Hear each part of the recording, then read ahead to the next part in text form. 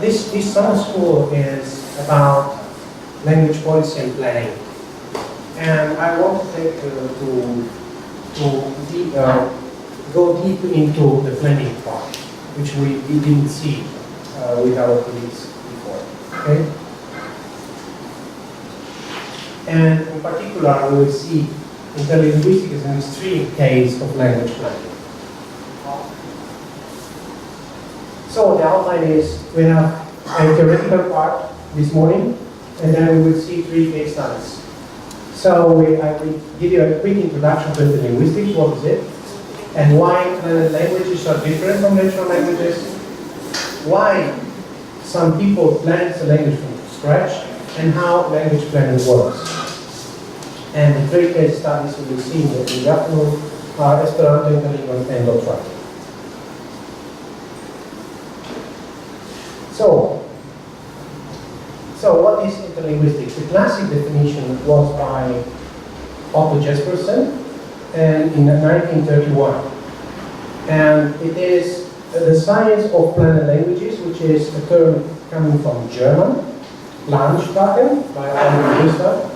And the classic definition is the study of human languages consciously invented by an individual or a group of people in accordance with defined criteria with the goal of facilitating international linguistic communication.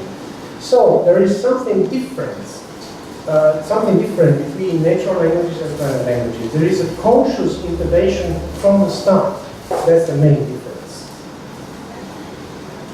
So interlinguistics is related to other areas of linguistics. First, social linguistics, which investigates language behavior in national society. What is the position of international communication, what are the power relations and these kind of things. Ethnolinguistics, which investigates the relation between language and ethnic identities. I can already tell you that these planned languages are not related to ethnic identity. And this is another big difference. Then we have language politics, which investigates the role of state traditions in the political discourse, then influence the development of language policy and planning. Language policy, which we have seen, so we will go through it. And language planning, which is the set of tools to manipulate languages at any level, status, corpus, and acquisition, and in particular corpus. Of course, language policy and planning are intertwined. We will deep more in that part. So there are 3 ways of interlinguistics from a historical point of view. The first one is called the golden age of interlinguistics, from the end of the 19th century to the first half of the 20th century. And in that time, scholars intellectually discussed of the best form for information of auxiliary language, which is IEL, and language planning was predominant. So they were discussing the form of the language. And the second wave of interlinguistics, from the end of the Second World War until the collapse of the Soviet Union, more or less, the studies were predominant on Esperanto, because it really the articles of the role of international auxiliary languages, as we will see. And language policy was predominant.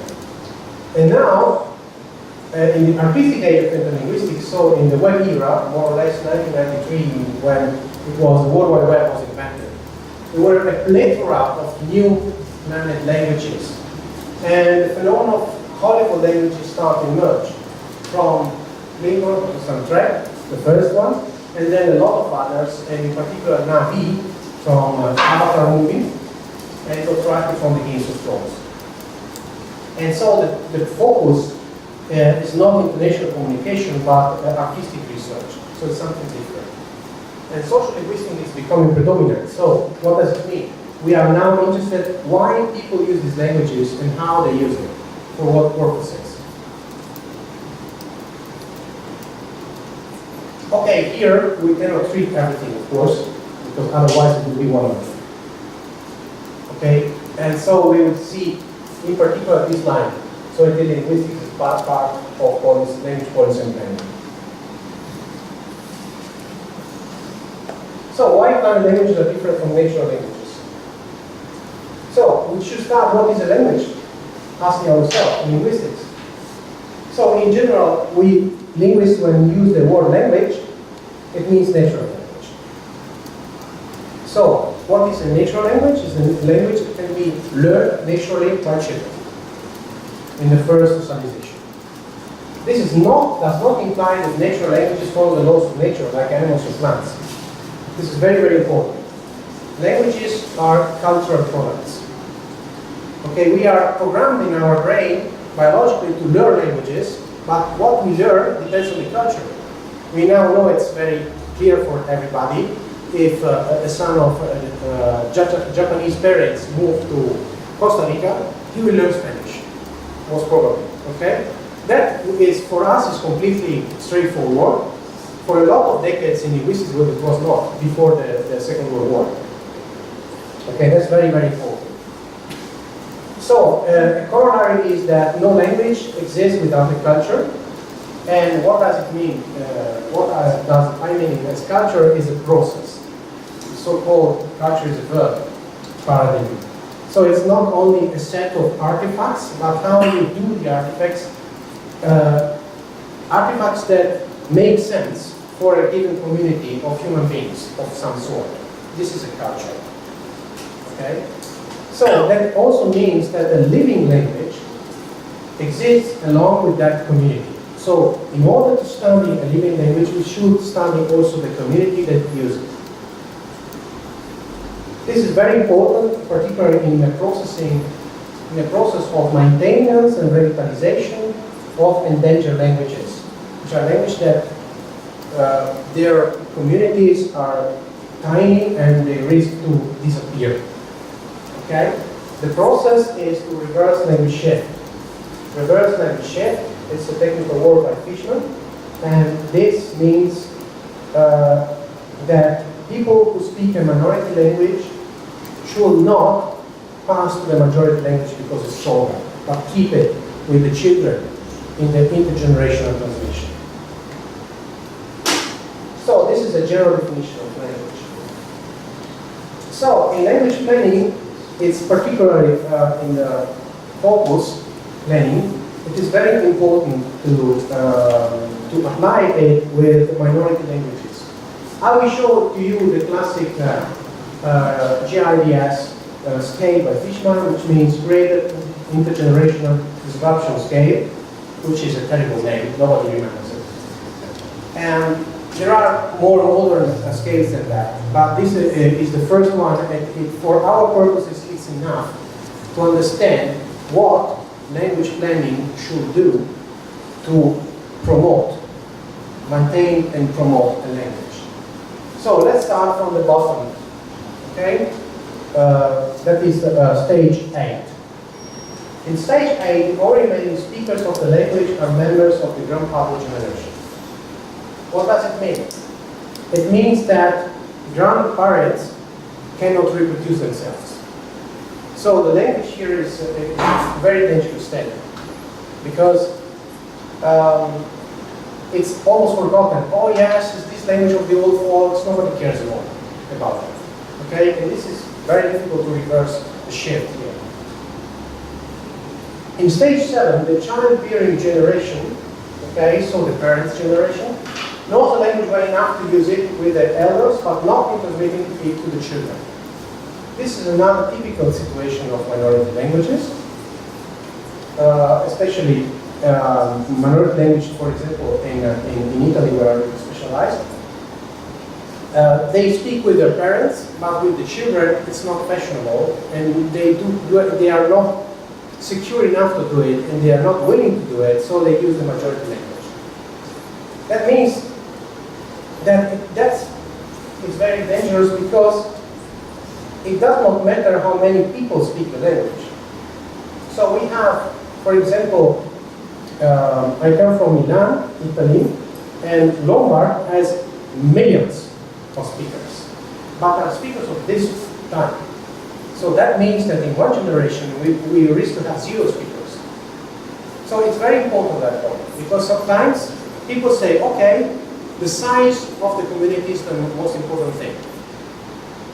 It can be, it has a role, but it's not the only factor. The behavior of the community is much more important. In stage 6, the language is used orally by all generations, all generations, and is being learned by children as the first language. What does mean all generations? At least three. Children, parents, and grandparents. If you have families who have this cycle, the language is in a better position. Then, the language is used orally by all generations and is effectively used in Greek and folk around the community. This is another important step. A lot of languages are spoken but not written. And when you write down the language, and this writing form is used by the language, that heightens the prestige of the language. And the point that literacy in the language is transmitted to education, this is very important. So, mainly in school, but not only school, okay?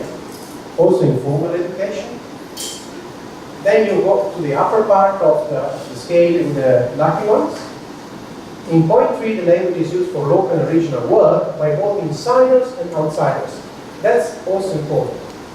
By the moment in which the language is learned as a foreign or second language by other people, that means that the language is useful. So the whole discourse around the language is not autopoietic, is not a form that, it's not a discourse that only reflects over itself, but it has a purpose for work. So you can get money using the language. And so this is a quite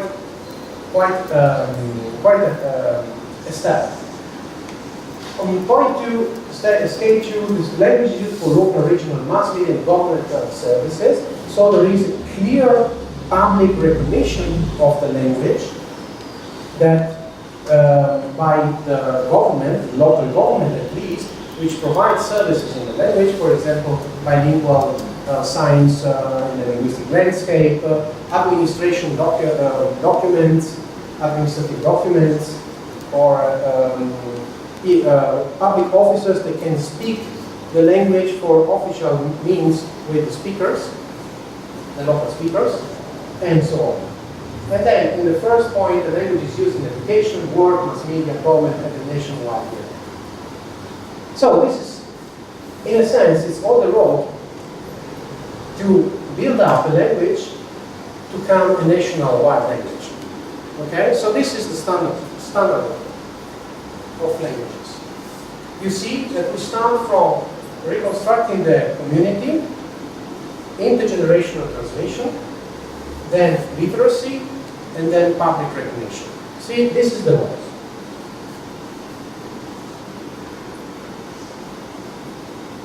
So, this kind of scale cannot be applied to planet languages.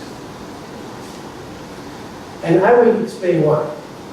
So, you see, to sum up, okay, intergenerational transmission is the first thing you have to reach as a goal in order to make language survive. Okay, and building or rebuilding the core of community. The core of community is families. In stage 5-4, where there is literacy, languages are in a diglossis situation. What does it mean? There is a functional division in the classic definition by Ferguson, in which the minority language is used for oral and informal setting, while you switch to majority language for the formal settings. So in order to guarantee that language can survive, you have to go beyond diglossia. You have to reach the most prestigious domains.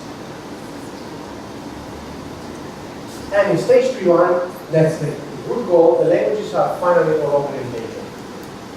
They have some sort of protection.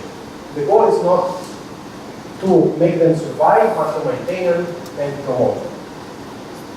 So, why does not work for our case? The point is that there is an assumption behind that. If you open up a book of general linguistics, there are some properties of languages that are universal. Okay? Among these properties, there is one, which is historical priority of speech over writing. For example, language says, although no human society has been known to exist or to have existed at any time in the past without capacity to speech, the vast majority of societies have until recently been either totally or very largely illiterate. So we see the whole story of humankind for thousands of years, vast majority of languages were only use words. Are there any exceptions? Yes, two. Sign languages, because by definition they are not spoken, and planet languages, so we can focus here. And it's not by chance that these kind of languages are contested by society. By people who are not trained in linguistics, they consider planet language to be something strange, and also sign languages, in many cases, they say, oh, it is really a real language, because it has a different kind of medium to vehiculate. So it's not by chance, because it violates this priority of speech over writing.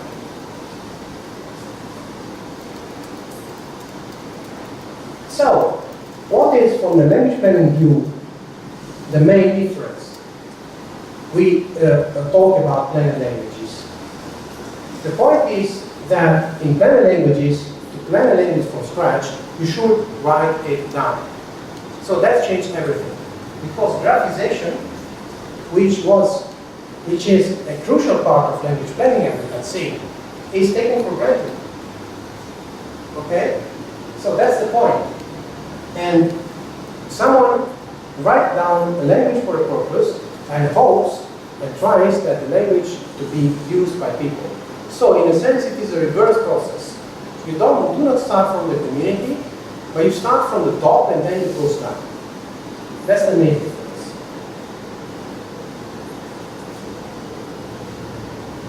Okay, there's a couple of numbers that I always quote. From ethnologue, we have more than 7,000 living languages, but only 3,000 and some less than 4,000 have developed the writing system. Okay? So, that's very important to remember, because in our Western culture at least, we have this big influence of the Bible, and so the language is the language which is written, the language of the book. Okay, but languages can be not written. Alright? So, when you have to plan a language, you have to write down these things: a prescriptive grammar, a basic lexicon, and some example texts. Yesterday you publish a book, today it's published with a website, but it doesn't matter. Okay? And when you do these things, you decide a lot of properties of the language. That's why it's an extreme act of language planning. And that's why the essence of planned languages is different from natural ones.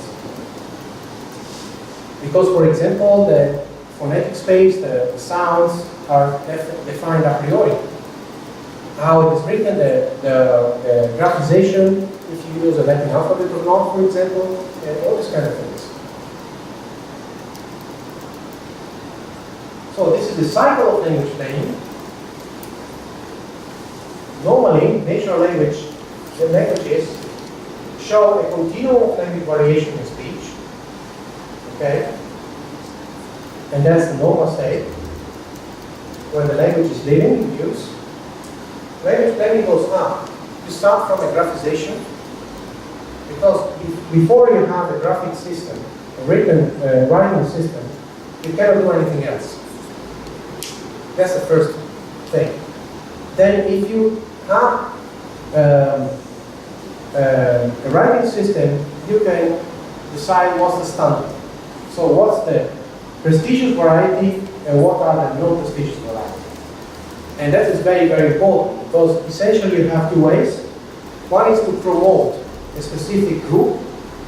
For example, in the case of Italy, it is the Florentine variety, the variety of Florence. So it is a geographic distinction. In the case, for example, of English, it is a diastratic variable. It's a vertical variable. It's in social class. The prestigious variety is the variety of the Queen. Okay, the received pronunciation, all these kind of things is of the upmost part of the society. That means that everybody speaks in a different way. It is no standard. And this is a decision. that it was made centuries ago in the big languages of Europe, such as Spanish, Italian, German, French, English. And now it is made for the minority languages to be revitalized. The other way is to have a melange, have a mix. So you don't want to have to get privileged one group. You try to find a contact variety that take together everybody. The main risk is that nobody sees that variety as proper. Oh, does not belong to me. There's two foreign things. That's not my dialect. Okay. So that's the other point. And it's very dangerous, but if it works, it is the best, because all people can go together. So when you have the written variety as a norm, you have to find the standard. That means that children learn the standard in school, and so this influences language's use, of course. By the moment in which there is a standard, the language changes, also the oral language changes. Okay? Michele gave the example that when there was a unification of Italy, only a tiny percent of Italians spoke Italian. Okay? But in 3-4 generations, the influence of the writing form helped the language to be spread, also oral. And so this changes the oral use. Then, of course, life changes, new things are built up, new concepts, and so you have to modernize the language, building up the dictionary, updating the dictionary, and you go up again, because the dictionary is something written. So you say, this word is okay, this word is not okay. Such as autophoto or selfie. What do you prefer? These things. Okay? And then again, the cycle is like that. In the case of planned languages, you start from the top. But if the language is used, so if you succeed to have a community of use, the rules are the same. That is very important. So, a planned language is defined formally, a priori, by one man. But then, if it is used, it's not anymore the property of the inventor.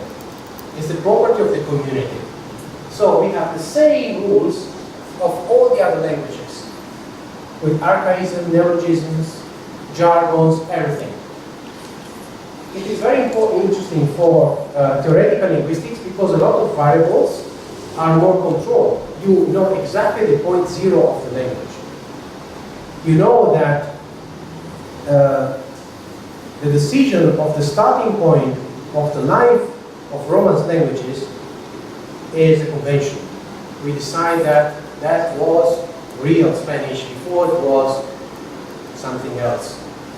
In that case, in the case of planned languages, we know exactly point zero, and we can monitor the evolution of the languages in a way that is easier compared to natural languages.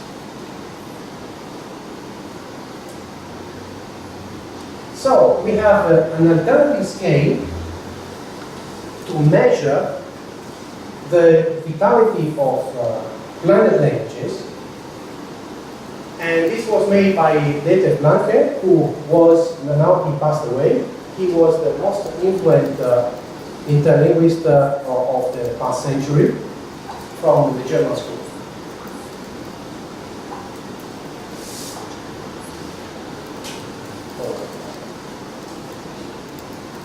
So, you see how it is different from the scale by Fisher. Point one is the manuscript, unpublished. You have to write it down in language. You are alone on your desk and you can decide whatever you want. By the moment in which you publish it, the primitive contract is set. What is the primitive contract? It is a contract that cannot be anymore touched by the language planner and the would-be community, the users of the language. Even the language planner cannot say, oh, sorry, we have to change the pronoun system. pronomial system. No, because it's already used. It's no more the property. That's very important. Then, of course, you want the language to be spread. So what do? You write teaching instruments in order to make people learn the language. The basics is not enough. Then, and of course, the teaching material depends on the public. It's not. You cannot have a all-one-fit solution. You will have some teaching material for children, some teaching material from specific adults, and so on. And of course, depending on the source language. You want to teach a language in Spanish, from Spanish is different to teach from English, for example, or from French, or from Chinese. You have to have different teaching materials. You have to convince people that learning that language is worth it. So you have propaganda or advertisement. In the golden age of interlinguistics, a lot of that was in contrast with existing projects. People said, oh, I have a new language that is better than Esperanto, and I explain you why. So a lot of motivation was about that. Now it doesn't exist anymore. Then, if you are lucky, you have some people that follows you, and then so you will start a journal to produce basic text or a website nowadays, in which people can gather together and use the language together. Correspondence, and you can start with contact once you have in written form.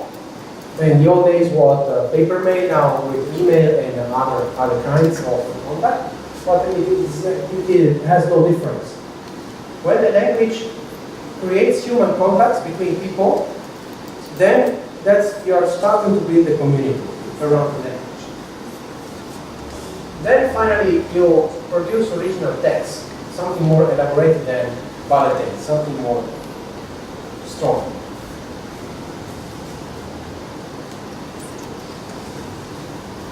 Okay, some comments on the first 7 steps. The crucial part is step 2. This is publication. After publication, the laws of evolution of the planet languages are like the evolution of nature languages. So what does it mean? That means that at the start, the planet language is like an endangered language in a sense. It has no community. So it is very interesting to have a parallel between endangered languages and planet language projects, because sometimes the promotion of planet languages is quicker than the revitalization of endangered languages. There is a colleague of mine whose name is Christine Schreier in Canada. She was called by the producer of Man of Steel. It was a movie about Superman of some years ago, and she wrote the language of the original planet of Superman, okay, which is Kryptonian, the language. And she's also an expert of indigenous languages in Canada. And she was very shocked because for years, she tries to promote the indigenous languages and nobody cares. Okay, but because of the power of Hollywood and all the fictional language, fictional word behind the language, it was really a success for a few years. So she started to compare the two things, and that was very interesting for us. Because the notion that is emerging is coolness. You have to make the languages cool in order to be learned by people. It doesn't matter if they are planet languages or endangered languages. If all discourse about endangered languages about the good old days when we were in our agricultural, like in the stage of nature, we were all happy without new technologies and so on, you are doomed to fail. But if you have an app to learn Lakota, you will have teenagers that use it.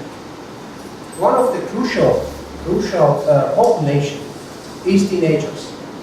Because when you have to promote an endangered languages and you put a lot of effort in school, they associate the language with the school. So, until they are pupils, it's okay.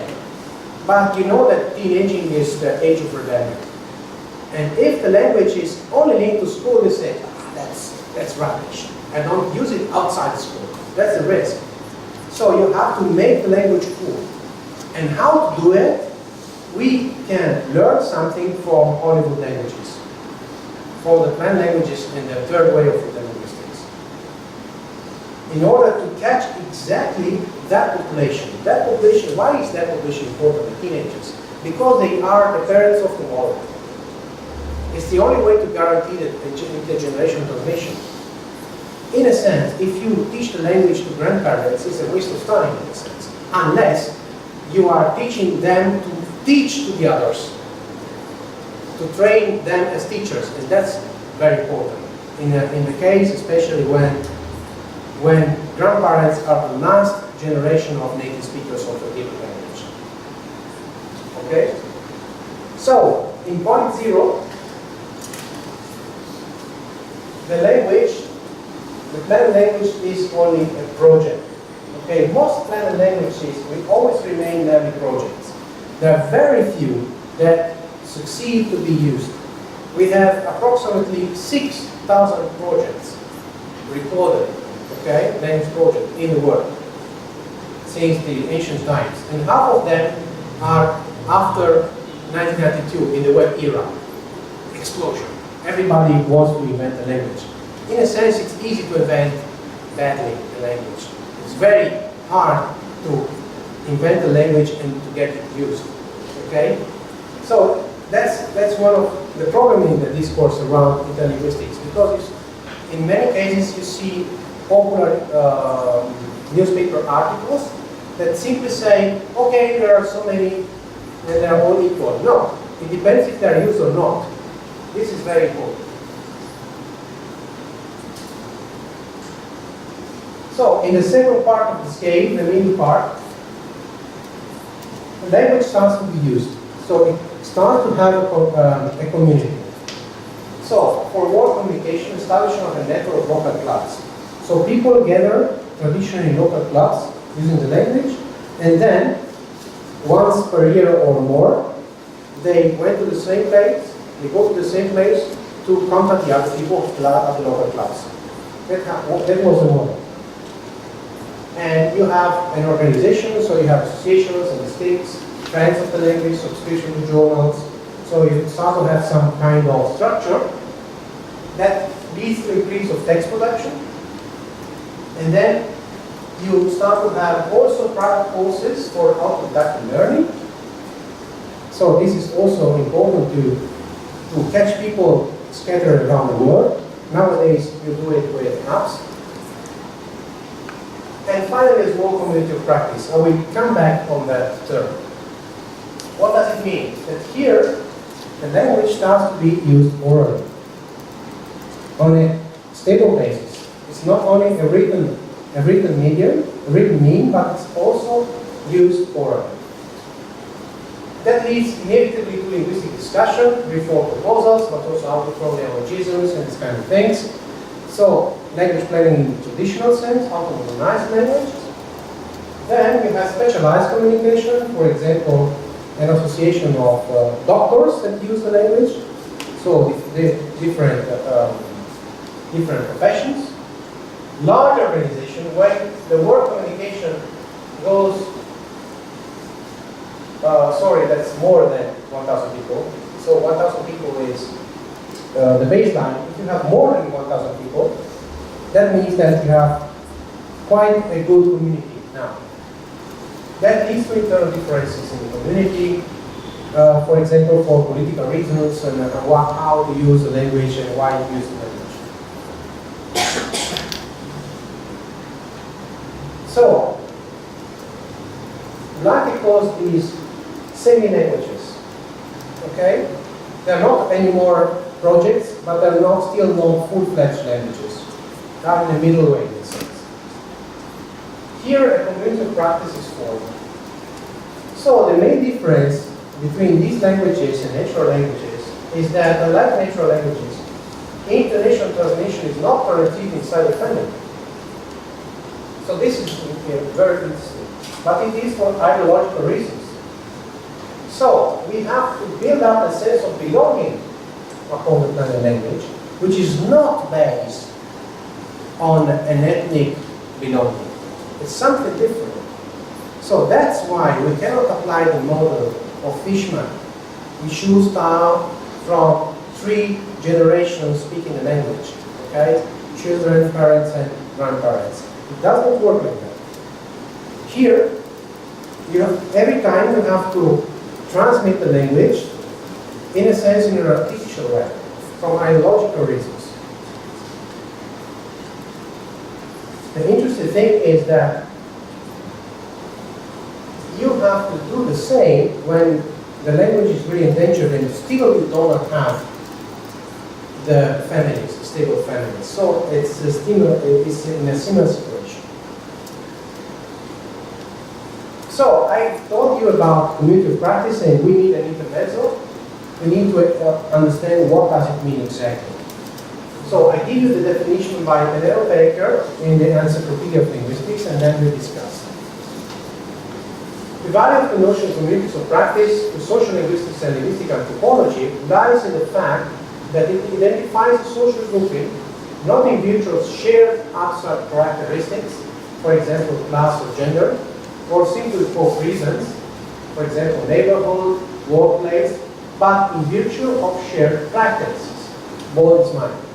In the course of regular joint activity, a community of practice develops ways of doing things, views, values, power relations, and ways of talking. So, the point is, when you have a speech community is defined by abstract characteristics, class, gender, neighborhood, workplace, this kind of things.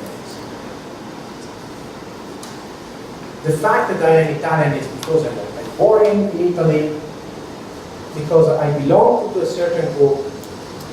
There are Italians who come from abroad, they have different skin color, and some people say, are you real Italian? Because there is this link, right? Of these shared abstract characteristics are something that are in a prototypical image of nations and of groups inside our mind, and also for prejudice and stereotypes. Okay? These are speech communities. If you think about a Mexican, you will have something in mind which is quite clear, a prototypical Mexican, right? Or a prototypical Italian. And this, of course, changes if you are from Costa Rica, if you are from Italy, it changes. And that makes what a speech community is. So, in the case of speech community, the language is a factor of belonging, but it's not the only one. It's not essentially the main one. In the case of language revitalization of endangered languages, people want to reconstruct the language because they share these characteristics still. They have the culture and they feel that without the language the culture will be completely down. For example, they share dances, traditions, these kind of things. So, and this is the double way. By the moment in which language is promoted and is planned, it will change and will be used also by other people, we use also for other purposes, and this is the clash between the new generation of speakers and the old generation, because the old generation will be more linked in general to tradition, and the new generation will be linked to the language more. So for them, the language by itself is something more important, the practice of the language. Okay, it's very important that point. Because in the case of community of practice, it's the practice of the language that gives the sense of belonging. In the case of international auxiliary languages, this is also the source of freedom. People remain in the Esperanto community, not they join because of that, but they remain in that because they have a different kind of human relation with the others. the fact that I'm Italian, the fact that you are from Costa Rica, in the Esperanto community is not so important. It's something that you have, but it's not in the front, in a sense, it's in your back. The link you have with the other Esperanto speakers is the language. And this leads to a culture of openness, respect, and interest to the other. And so you can have contacts with people that through other languages you even will not imagine to have. I will give you a very clear example. I've seen an Israeli and a Palestinian in an Esperanto Congress speak together without any problem. I cannot imagine that with English or other languages. Okay? So why? Because it's community practice. The practice of the language forms the link.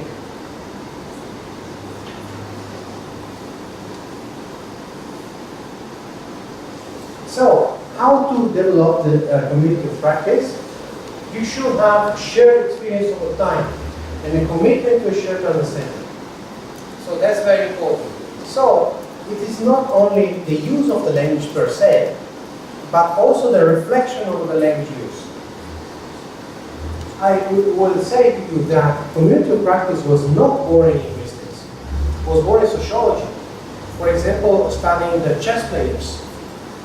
If you study chess players as a community, it's not so important if you are Russian or if you're American. If you go to a convention to play chess and to discuss about chess. So there are two levels, the object level, the use, the practice, and the reflection of the practice. So that builds the shared experience over time. Not only the practice, also the reflection of it. Okay? The community engages in mutual sense making. They have respective forms of participation, orientation to other community practice, and the world around them. For example, chess players do not consider other board games important. It's considered chess is the best. Okay? So you have also some values. And that is also when you have community practice of languages. You prefer that language to others. You have a hierarchy, all these things. So, participants in a community practice collaborate in placing themselves as a group with respect to the world around them. So, the use of that language is not only defining, it's not only one language more in your repertoire, but it changes your view of the world.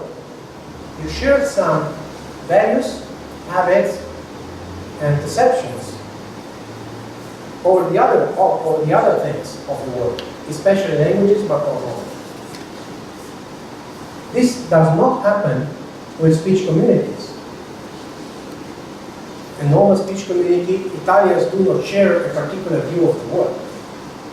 They have a lot of different perceptions, way of life, and so on. They can have a common cuisine, for example, some things are in common, but they are not driven in one direction. Okay? While community practice it is, at least for that practice and the reflection. It's not of all aspects of life, of course, but for that aspect of life, it works.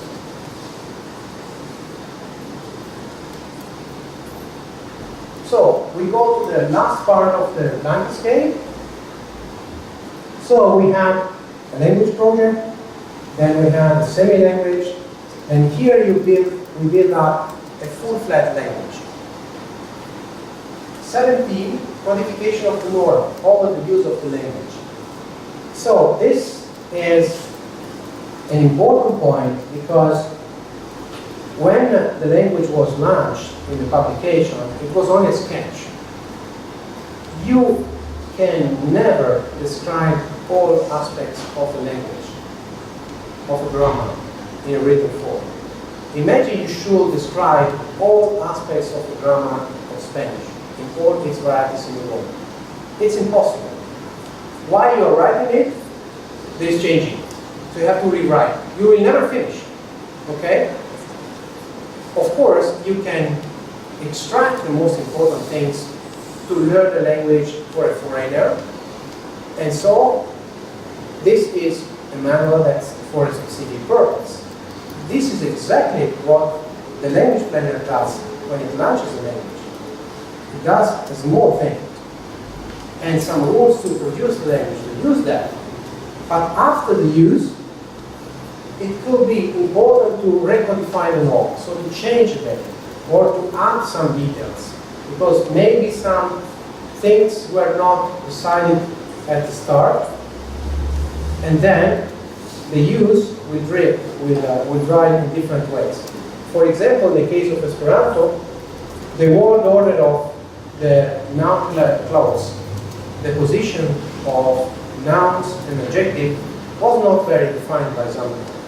It used both adjective noun or noun adjective. But then, if we make corpus analysis, it emerged up that now the standard noun, the standard form is adjective noun.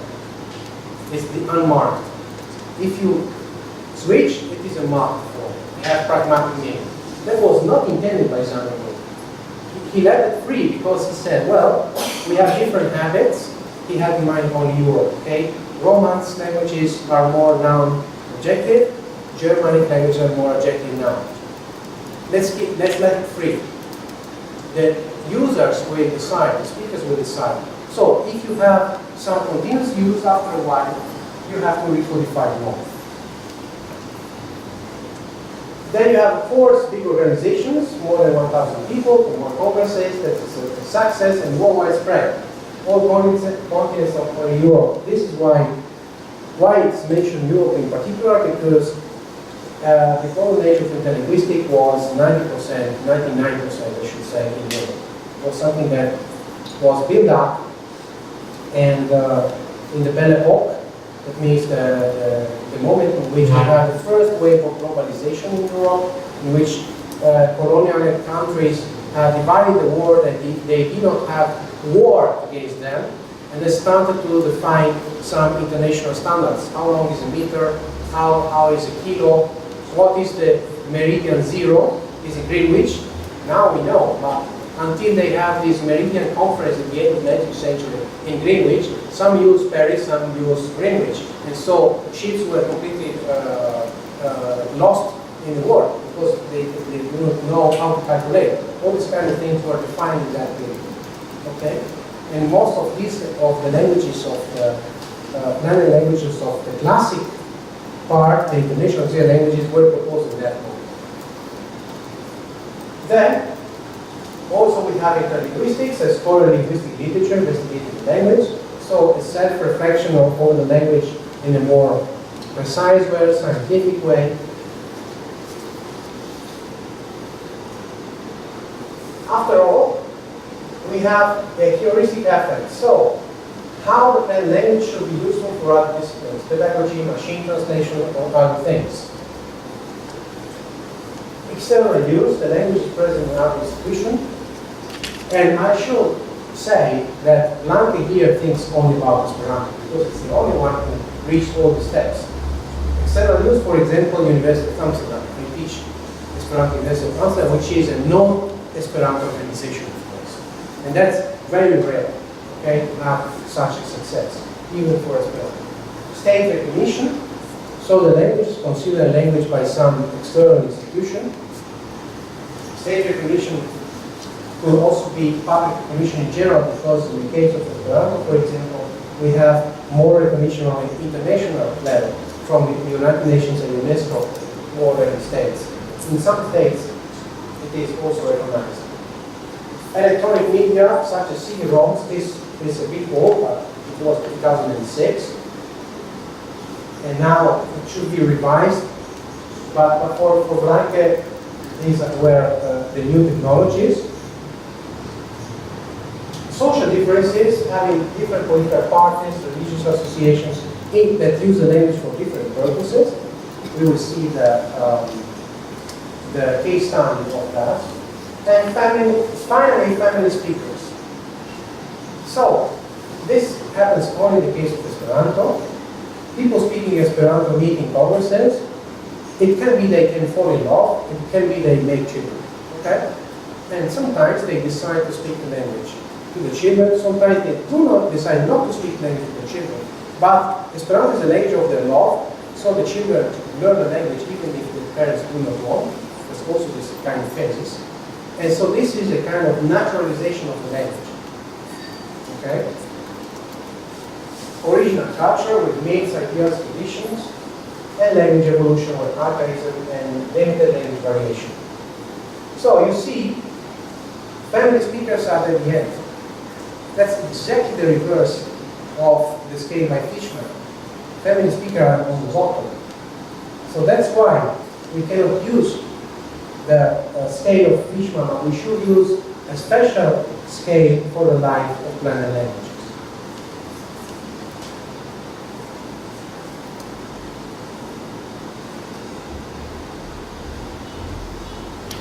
So, as I told you, only Esperanto has completed all the steps. That means that we have thousands of language projects. In many cases, language projects die with the planner. When the planner dies, the language project is something interesting only for historical reasons. We have less than 10, or around 10, we can say optimistically, semi-languages, so languages which have some kind of use, mainly written, but also some speech use. And only one language that it's really a full-fledged language, which is Esperanto. So family use is one of the most difficult steps to achieve, as we have seen. It is important to say that they are not so relevant quantity. It's not important. They are not important to set up the norm. I mean, if you want to learn Italian and you are in Dutch and Italian is your second language, you will ask to a first language speaker, which in many cases is someone who has learned Italian from childhood. Okay? So that doesn't mean that family speakers have the authority of owning the language. In the case of Esperanto, this is not true. They have no special authority. We have few cases in the world of languages like this. One is Swahili, and the other one was, not anymore, Modern Hebrew. Modern Hebrew is one of the most interesting success of language planning, because its language was completely revitalized. It remains for centuries as a religious language only used for religious purposes, and Jews did not use for everyday life. But when the Zionistic movement starts and want to have a state, there was the so-called language war, because they had to decide which language to use. There were other candidates, for example, Yiddish. And after a while, let's say, Hebrew won. And the critics before the First World War was why we should buy a train ticket using a sacred language. That's all treacherous.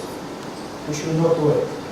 That's why ultra-Orthodox Jews nowadays do not use Hebrew spoken in normal speech. That's also very interesting. But for the majority of Jews, and then for Israeli, Hebrew became the national language and the natural language. But there was a moment in which the authority of the language were not the children speaking, but the parents. Because the parents were speaking a second language to the children, who were learned from the parents for ideological reason, a language which was not their most fluent language. When they had the first colonies in Palestine. And they were really surprised how the children changed the language in 1 or 2 generations. The language completely changed. Has a lot of borrowings, for example, for Arabic and from Russian, because they had the heritage of these speakers was from Russia. Okay.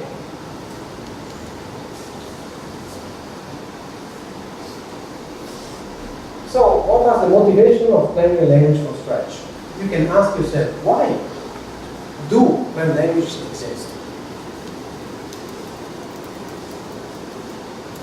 So that's the schema that maybe you have seen in the paper I sent to you, but if not, don't worry, I will explain to you.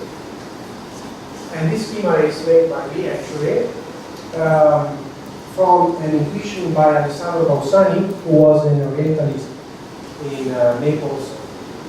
In a sense, it's my academic grandfather. He was a mentor of my mentor. And he wrote in a very obscure way, but sometimes there were some interesting intuitions. And all these intuitions, he said that basically there are two axes we should take into account. If the language is secret or public, what does it mean?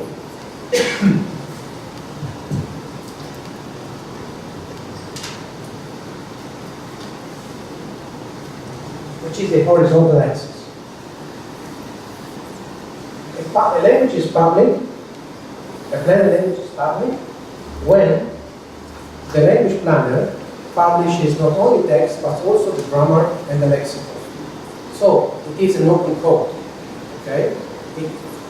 The language is aimed to be used by people. The language is secret when the language planner invents the language for mainly artistic purposes, and it wants to show up text without translation, without decoding of the text.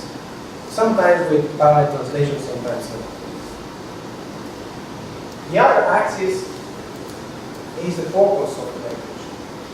If the purpose is auxiliary use, that means use between nations, okay? So having a neutral language in the sense that it does not belong to a particular group, because of course,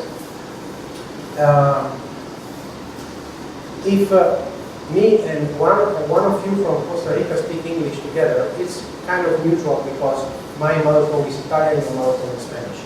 But then comes David, and he's a native speaker of English, and the situation a bit changes.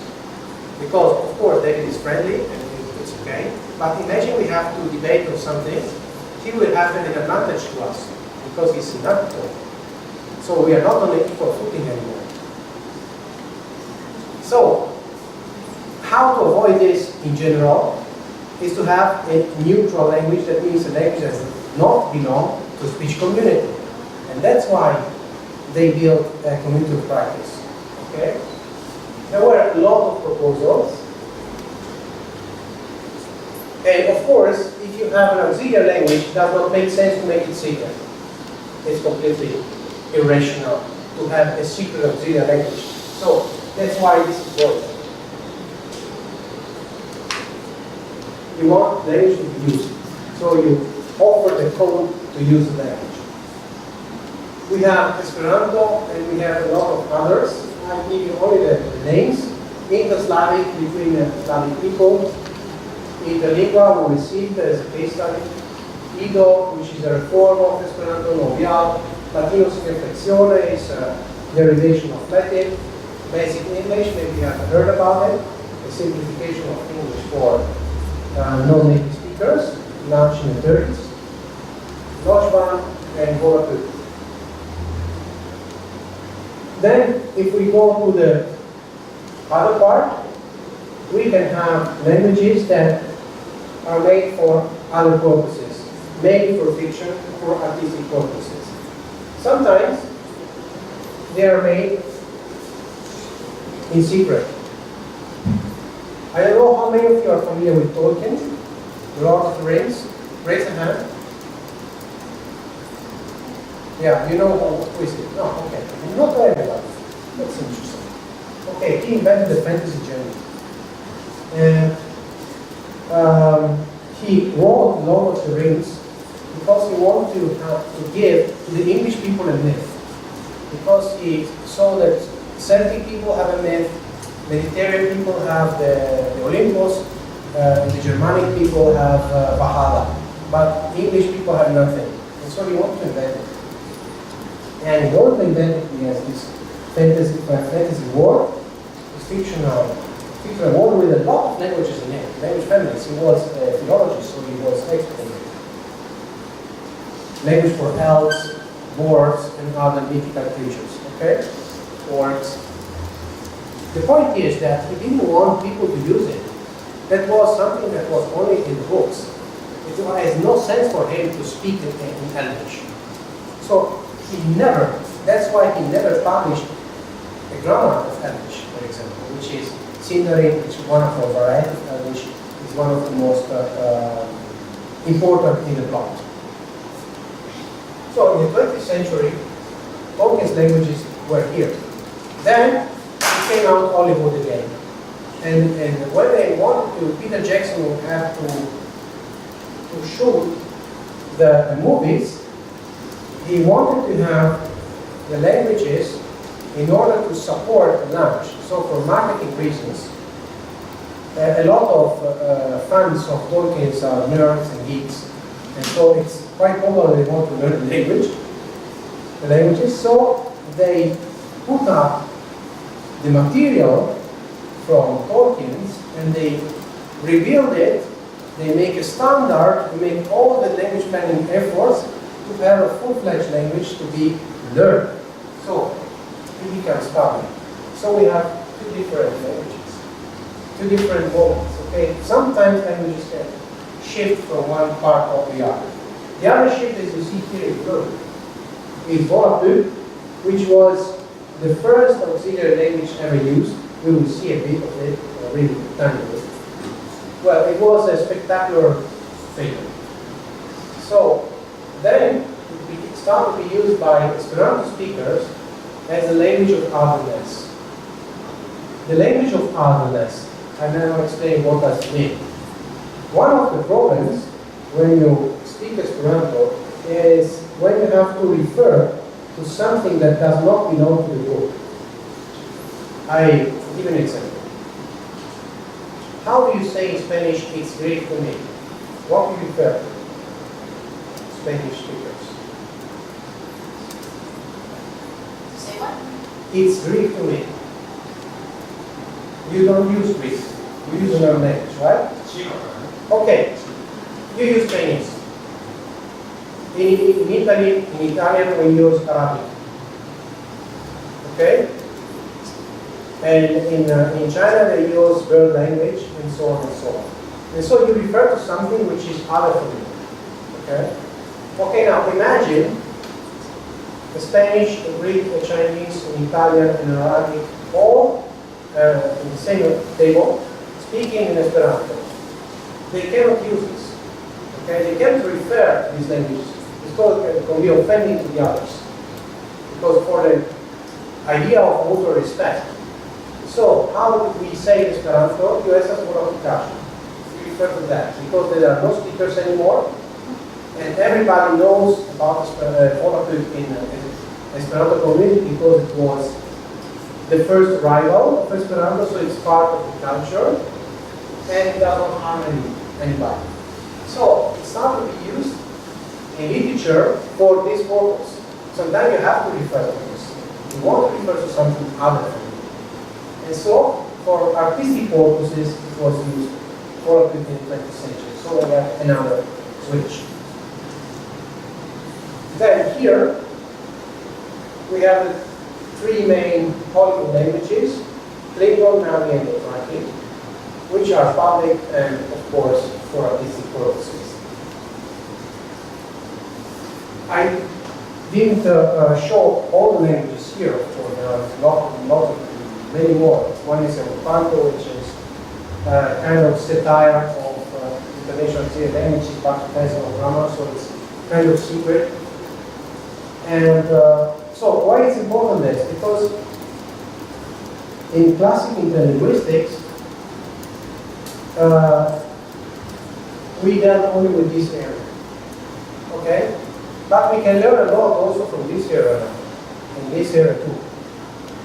About the motivations of people, about how to promote the languages, how to make language cool. And that's interesting because I can think that in order to revitalize or promote indigenous languages, having, for example, let's say, a YouTube series with characters fancy characters. Also a bit amatorial, but something that in which speakers can identify with. It could be promote language, make language cool with the young generations. Okay? And this we learn mainly for that thing. So if we miss that, interlinguistics is more or less it's a discipline that looks only on the past, except of Esperanto. All the others more or less are something of the past, and that's pity because we can learn a lot. Of course, we can compare differences between the strategies to promote this language and the other. I'm not saying that we should copy everything, okay? But we can see some differences. We can see positive examples. We need positive examples for endangered languages. It's a bit the same discipline, language planning, because we have a great collection of failures. We have very few successes. So we need something that works in order to have best practices to inspire to. Okay?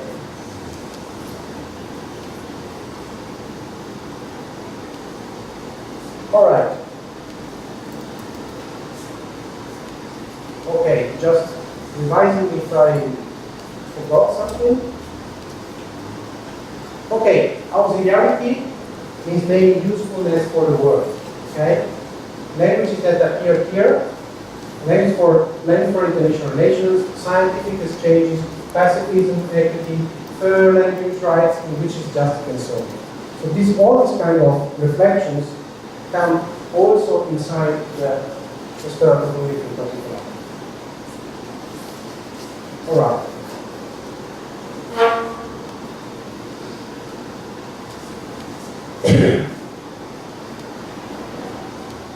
Okay, evolution of time.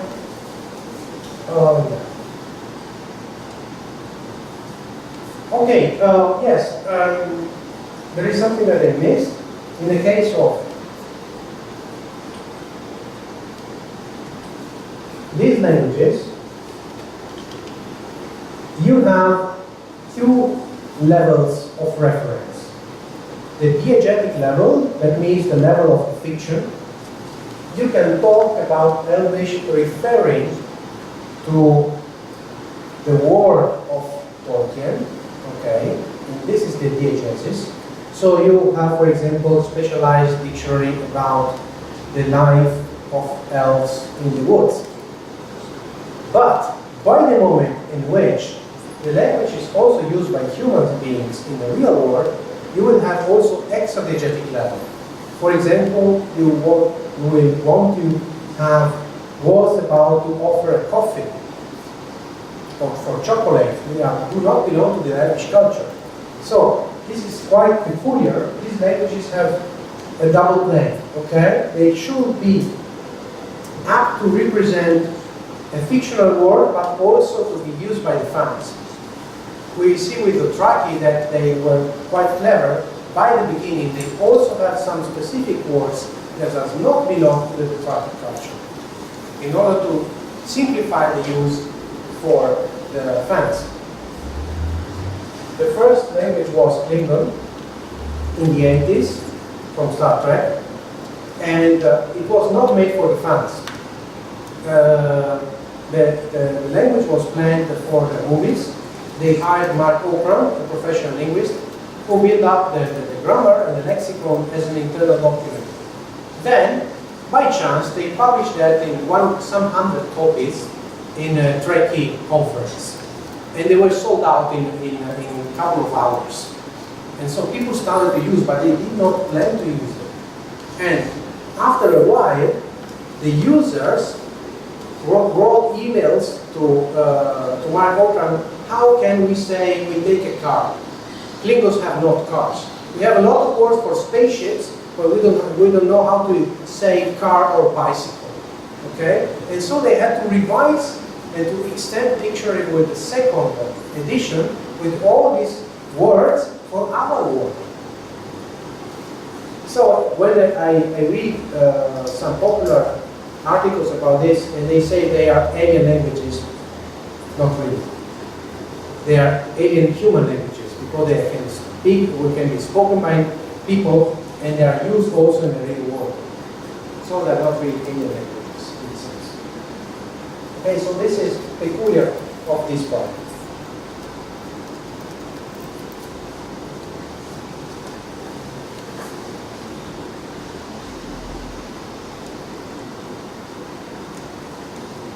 Right, so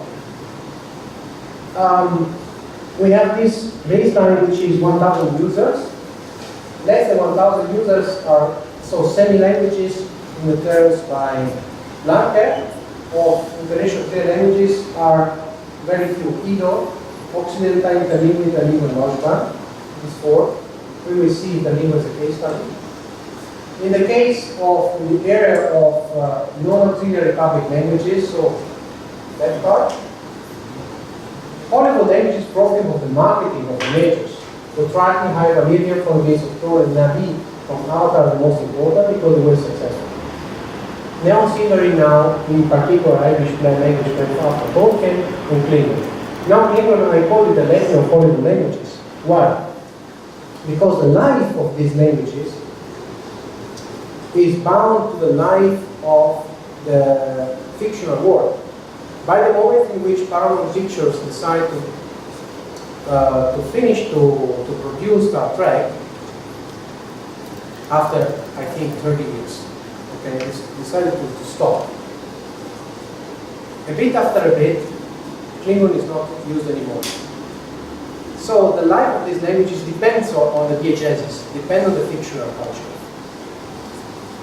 In this sense, Tolkien's languages are stronger because the prestige of his books is so high that even if Peter Jackson's movies will go out of fashion, the language will be used anyhow.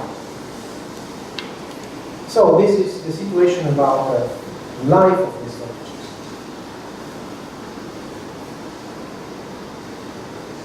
So how a language planner works. So how's the time program? Okay. Perfect.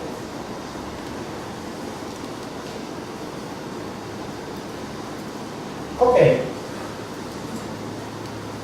We have another classification, another taxonomy of languages that comes from Wikidula and Leopold in 1903. These are two French scholars. Wikidula, a philosopher and mathematician. Leopold is a chemist clinician. They published a monumental work called L'Histoire de la langue universelle, the history of the universal language, in which they published the grammars of the language planning since that year. And how to publish them? It was more than 1,000 grammars. They wanted to organize them. And they organized in 3 categories. Okay? Why they did it? So, in that moment,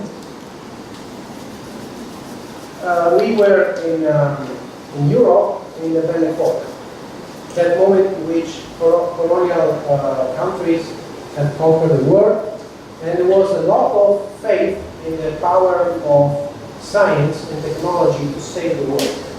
It's called positivism. Okay? They were very positive about the possibilities of humankind to foster perpetual peace between the nations, thanks to technological advancements. The years were between 1870 until the First World War. In that moment, science started to become international, and scholars were discussing to adopt an international clear language. Why? Because until that moment, there were 3 languages to produce original material in science. There were French, German, and English. But new scientists were coming up from Russia and from Japan. And so, if you have to produce research, you cannot spend time into translation from Japanese or Russian to understand the content of what you want. So one of the solution proposed was exactly to adopt a neutral language for scientific reasons. And that's why, in that moment, prominent scholars like Federico or Bertrand Russell occupied this topic. And among them was Rica. They wanted to go beyond the scientific bubble. If you are interested to delve into that topic in particular, there is a very good book by Michael Gordon, 2015. It's called Scientific Bubble, that tells this story. So they wanted to build up a narrative that says these languages are important, these languages are part of our culture and our heritage. So they started to describe the philosophical languages made in the 17th century in Britain, for example by George Valgard or John Wilkins, which are now studied in the Department of Philosophy in Logic, History of Logic. So these a priori languages pretended to represent concepts and their relations in a logical and objective way, avoiding the ambiguities of natural languages. As many hard scientists, they feel that natural languages are too ambiguous. They wanted to have precise language, artificial language like mathematics or logic. And so these philosophers tried to describe the reality, starting from God until nature, who were quite challenged, but they didn't succeed, of course. As a side result, we take formal logic. So this study then were revised by other people from Leibniz, George Boole, Frege, and other people until Alan Turing. Okay, and there is another book called The Road from Leibniz to Turing that explains how formal logic was made that permits us to have things like this. So a side effect was the theoretical foundation of computer science. So the difference between a priori languages and the languages we have dealt until now is that these languages are not meant for humans to be spoken in everyday conversation, but to represent things in a formal way in writing. So to avoid, for example, to comment mathematical proof in a natural language in order to be explained to a colleague in the other part of the world. There were some modern attempts to do something similar in the 20th century, which were called Loglan, logic language, Lojban, which is in the right form, and Linkos by the logician Hans Freudenthal. They are not human languages, okay?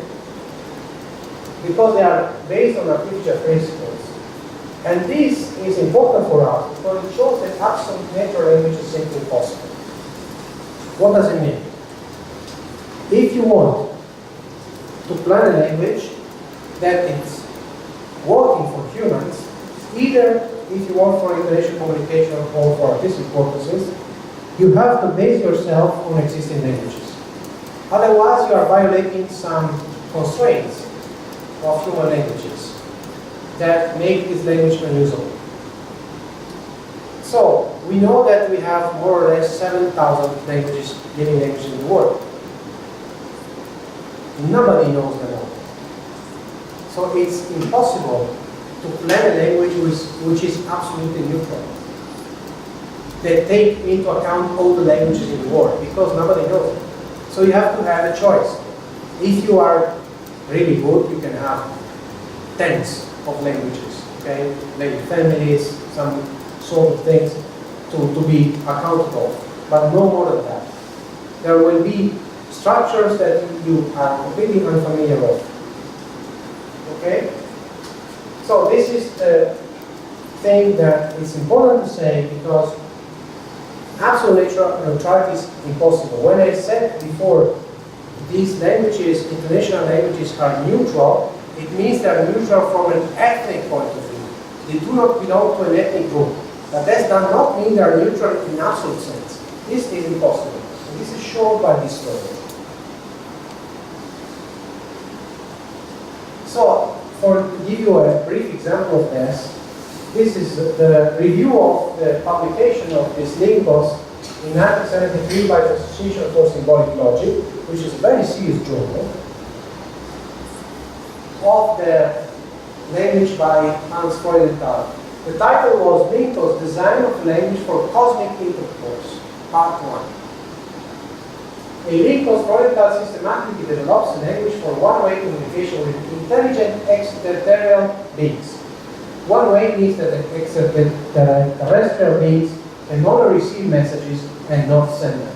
It is assumed that beings are not familiar with any of our natural languages or syntactic structures. However, it is also assumed that they are familiar with certain subject areas, for example, arithmetics. So, it seems that he is completely crazy man, but it's not. He was one of the most influential logicians of the past century, okay? A very serious scholar. So, see, that's the kind of things that you can find. He starts for arithmetics and say, okay, we have to communicate in a really cosmic way, universal way. That's a completely a priori thing. It's not based on experience. It's based on the abstract principle, and then you derive, like mathematics, all the corollary. Okay? On the other hand, we have a posteriori languages. A posteriori languages are the most interesting one for us, are either regularization of one single natural language or regularized contact languages. So, in the first group, subgroup, we have languages like Basic English, Latino sin inflexione or Weltdeutsch. Weltdeutsch was made in the Third Reich to teach German to non-Germans all over the world. Okay, we have also this story. Basic English was made by the American Charles Holden, who was the inventor of semiotics, by the way, in order to spread the use of English among the non-civilized people, as they say at that time. And Latino sin inflexione is a certification of Latin made by Giuseppe Teano, a mathematician from Torino, Italy, in order to write down proofs of mathematics without having all the problems and ambiguities of Latin grammar. These are few, okay? In many cases, language planners prefer to have contact languages. That means languages that put together pieces from different languages, okay? Such as Esperanto and its international auxiliary language rivals. We will see afterwards Esperanto in this sense. Okay. Two subgroups of international auxiliary languages. Sometimes languages are, these kind of languages are divided in schematic and naturalistic. What does it mean? Schematic planar languages, in schematic planar languages, productivity is the focus. That means that the most important thing is not to be immediately comprehensible by people, but after a small study, to start using the language as quickly as possible in production, in active use. For this, to obtain this goal, you should have a strictly regular morphology and syntax. You should have no exceptions. And so sometimes you form words in a strange way if you see that from a native speaking point of view. I'll give you an example from yesterday evening. We were in a restaurant and Carl showed up something odd in the menu in English because there was seafood and lamb food. And he said, oh, that's food, it's not lamb food. You see, this kind of odd, something odd from the right perspective of a native speaker of English, but it is perfectly understandable by analogy. You have seafood, lamb food as an analogy. These kind of schematic languages form the words in that way, by analogy. By the way, also children do it. If you think about the child varieties of any languages, they are more regular than adult varieties, because what they do, they took a form, and then they apply the rule everywhere. And then the adults say, no, we don't say this, we should say that. Okay, and they change. But this change lasts at least 10 years. When they become teenagers, you don't have any more this kind of forms, these so-called hyper-regularizations. So, schematic languages, in a sense, are like child variety. They produce a lot because nobody can tell you, hey, we don't use it. If it is in the rule system, it's okay, even if nobody has used it before. On the other hand, we have naturalistic languages, where the aim is to regularize by one way, but also keep readability at the same time. And in general, they mimic specific languages belong to specific rules, typically Romance and Latin languages. We will see in Interlingua as a case study after the lunch break. So why is it? Because the principle is you cannot have a language that goes for all groups, all humans, but you can try to plan a common language which respects a definite family. So the idea is, for example, that an Italian-speaking native and a Spanish-speaking native can speak interlingua together, so that they do not have to switch to a German language like English. Okay? And that can work for some groups and also for Slavic languages that are quite similar in sense, of course. In the case of Hollywood languages, in general they are contact languages. The main difference is that they are exotic. What does it mean? Of course, in a Eurocentric perspective, that's the premise, international clear languages are Indo-European. They take only things from Indo-European, not from outside. But when we deal with Hollywood languages, we deal with fictional words in which the population, so to say, are aliens, are strange, elves, Klingons are alien race, avatars. In Avatar, are people from Pandora that are blue, that are different. Okay, so you want something different. But how to obtain something different? Of course, you should have a reference point, and the reference point for Hollywood is American English. So what they do? They take material from exotic languages, non-Indo-European languages, in order to have Hollywood languages exotic enough to be interesting for the fans. On the other hand, they don't want to be too difficult, so they are regular.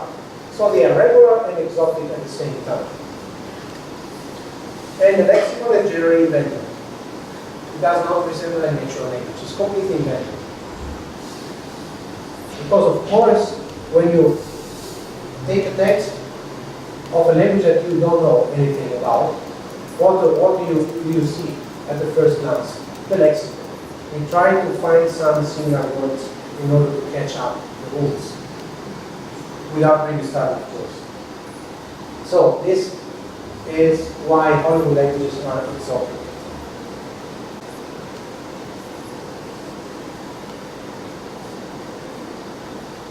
So I show now to you an example of a naturalistic language, which is Occidental, from Cosmoglotta in May 1939. This is naturalistic language. I will read it, and then you'll try to translate it. Okay? Just the first lines. Gli eterni problema. Di recente venimentes, politiche e transformaciones de Europa sembra desastroso por la affari de lingua internazionale. specialmente in nazioni totalitarie interlinguistica appare proximus morte. In Germania, il crescente nazionalismo causa l'interdizione di ogni attività in favore dell'intercomprensione interpopolis.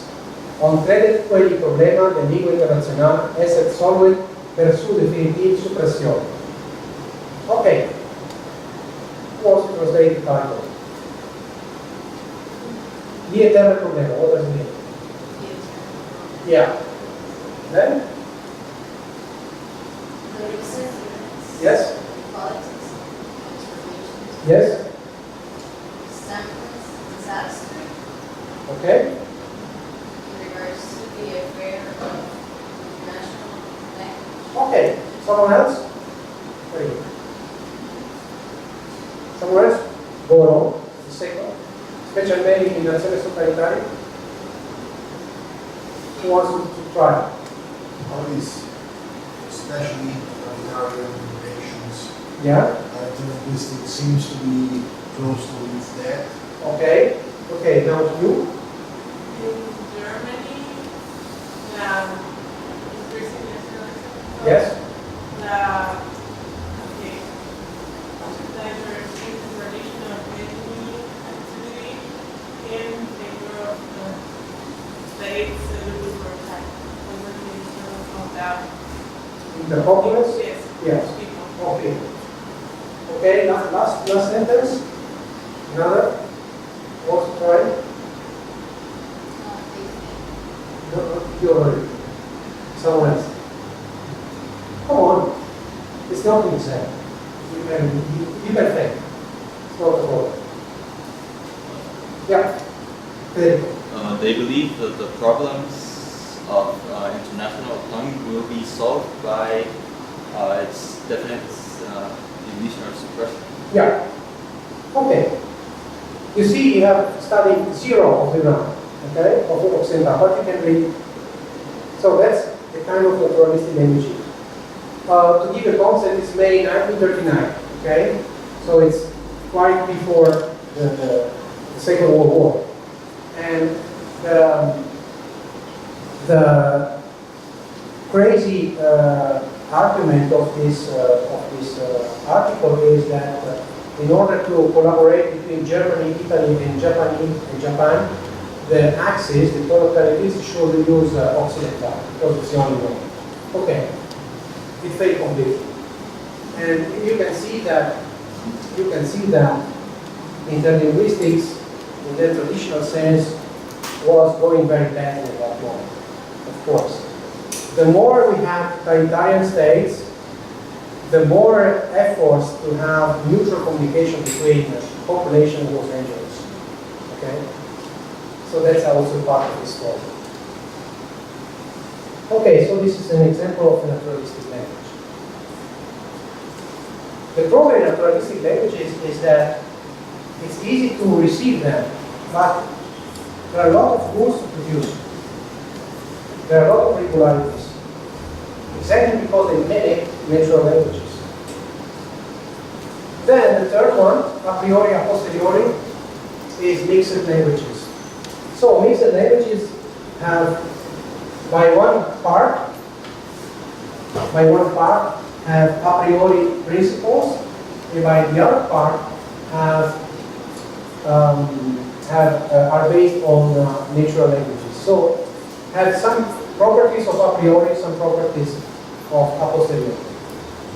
This was made especially for Volapük, because Volapük, which was incredibly the first successful international clear language in Germany, was the first one published in 1879. And it is derived mainly by German, but with so many changes in the rules that it becomes almost a cipher. It's really difficult to understand. And there is a morphological compound following arbitrary semantics, no borrowed from any natural language. You cannot understand the compounds very easily. Okay, there is no mixed language to use after the first one. Just to give you an example, how to produce the roots. For example, mother becomes mo, father becomes fa, brother becomes blo. Why? Because there was this idea that the most perfect living language in the world is Chinese. Why? Because Chinese is alive from 9,000 years, something like that. And so it's older than Hebrew. Oh my God, that means that it's closer to the mythical Adamic language. So the idea is that because this was a priest who invented this language, he received a night in dream by God. He wake up and brought up the language, okay? And the language refers to have monosyllables. A bit like Chinese. We know now that Chinese is not purely monosyllabic, but that was the idea, okay? Of course, if you see fact, and you want to understand that it is father and not, for example, fact, you have to look to the dictionary, all the rules, because they are so different. And let's make a couple of exercises. What does it mean, vol a peu? This is word, vol, word. A means genitive, and peu means speak. So I give you the pieces, you give me the compound. What does it mean? Not the professors, okay? What does it mean, vol a peu? The name of the language.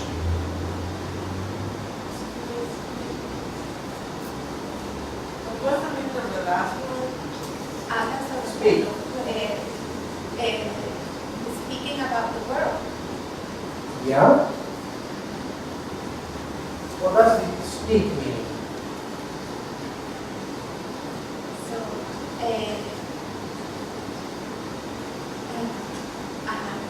it means from the world. Speaking from the world, no? No. Quite. So what is it? What was the name of the last word? Here, this is genitive. No, the next one. Peu means speak. They speak You, a word. you go to the dictionary and you see speak. To speak or speak as now? Or Yeah, that's the right question. Yes. That's the right question because it's not clear. what means the language of the world, but speak. The language of the world, yes, that's true. You know why? Because he wrote speak in a dictionary, but he has in mind the German Sprache. And Sprache in German means language. So that's the problem, okay? He puts German inside the language, but in a cryptic way, so you cannot understand. I give you another, this is a really incredible, and it's a real word that means you find in the text. No baston a can. Nobility, genitive, we see the I is genitive. Stone, merchandise. This is very difficult. I had in 11 years only one student who had a prize. Okay, all the other failed. It's very difficult to understand. By the way, he was a Turkish speaker. His native tongue, he spoke 10 languages. Okay. So, what does it mean, no bastona can? Proud. What? Proud. No. Bang. Jewelry. Bingo! Number 2, jewelry. Exactly. Wow. I'm impressed. Jewelry. Jewelry. Yes. You see, that's the point. So, you see, why is this language mixed? Because, in a sense, stone derives from stone, tooth derives from speak or better language, rather. But the way to compound these things, it does not resemble a Germanic language, it does not resemble a Roman language, it's a priori. How to put that? For example, dirt, water equals to P. Yes, it can be, but so that's very difficult to use, and that's why it failed. Even if it was the first one to be proposed, And in that moment in Europe was so much enthusiasm to have a solution that some people started to adopt it. Then when they start to use it, it didn't work very well. But for historical reasons, it was the first one to be used, at least as a semi-language. For 10 years, no more.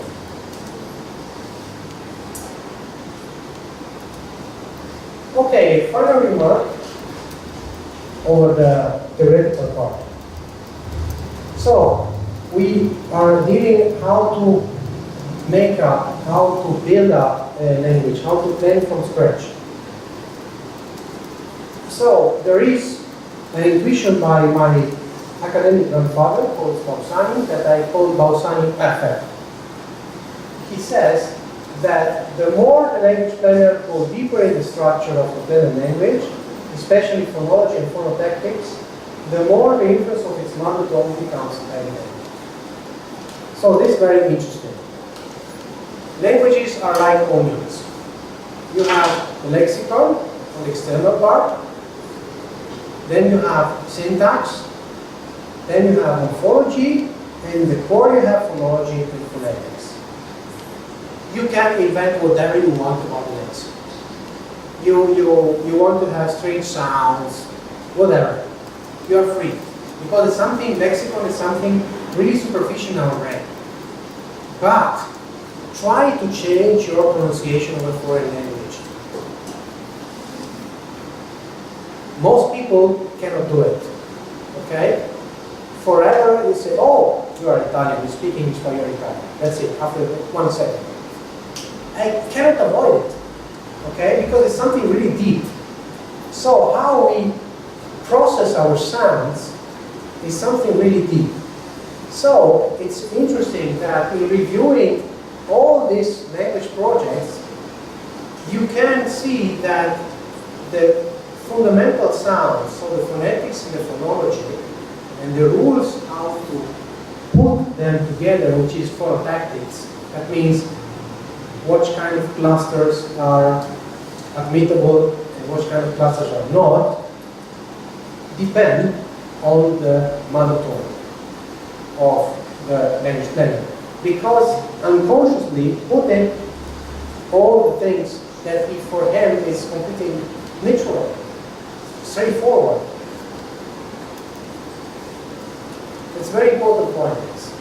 Because this means that our freedom to invent languages is limited. We cannot invent whatever we want. Okay, we can do an a priori language like this from an abstract principle, but it's not a human language. If you want to have a human language, we should rely on our knowledge, linguistic knowledge, and especially in the old days when we did not have so many information about the typological differences. Now we know a lot of things about language of the world. We have syntax of exotic languages and so on. But until the Second World War, we did not know a lot of this. So the Bausani is very clear in these languages. Okay? In the golden age of linguistics. That means the first half of the 20th century. And language planners were amateurs, not linguists in many cases. That's why they put up their structures that it seems for them very natural inside the language without even noticing. It's different with the horrible languages because the Bausani effect works on the contrary. You want to avoid exactly what is familiar. So you put strange sounds, whatever. So I have a very good thesis about Klingon and English in comparison. And you see the structures of English, the typical structure of English, and the typical structure of Klingon, which are exactly more or less the opposite. So try exactly to avoid the position of the word, the word's order is different, and all these kind of things, because it means to be completely exotic to American people. The problem is that Klingon became very difficult, because by that time, they did not have the double planned attention. They did not plan the language for the fans. They planned the language only for the fictional world, for the actors, and it was very difficult to be pronounced. they have to hire a trainer to speak for them, because it was really difficult clusters to pronounce and so on. Nowadays, all the languages are a midway. They want to have, they are exotic but not too much. So the Bolzani effect is a bit conscious because they put up structures that can be also familiar for the French. They cannot be everything unfamiliar. But it's like studying Basque. Oh my God, it's really difficult. And because everything is unfamiliar for any European speaker. But so they try to have a mixed way. So you should be productive quite quickly, but it's not to be so straightforward because otherwise it's boring. People who learn these languages are people who love grammars, people who love complexities of languages. Otherwise they do something else, some other hobby. It's a hobby. They do not live with that, okay? So this is another important thing. So as I promised to you, the second part will be 3 case studies in which we can use also what we have seen in the first part as the theoretical part. So we are here. There are 2 cases. Esperanto is the most successful foreign language ever. Then Interlingua, the last serious writer of Esperanto, and we're tracking on how polyglot languages became cool. Okay, let's start with Esperanto. And we will start in an unusual way, because for many years I explained the rules with some examples to the students, but in a setting like this, I prefer you to extract rules. So,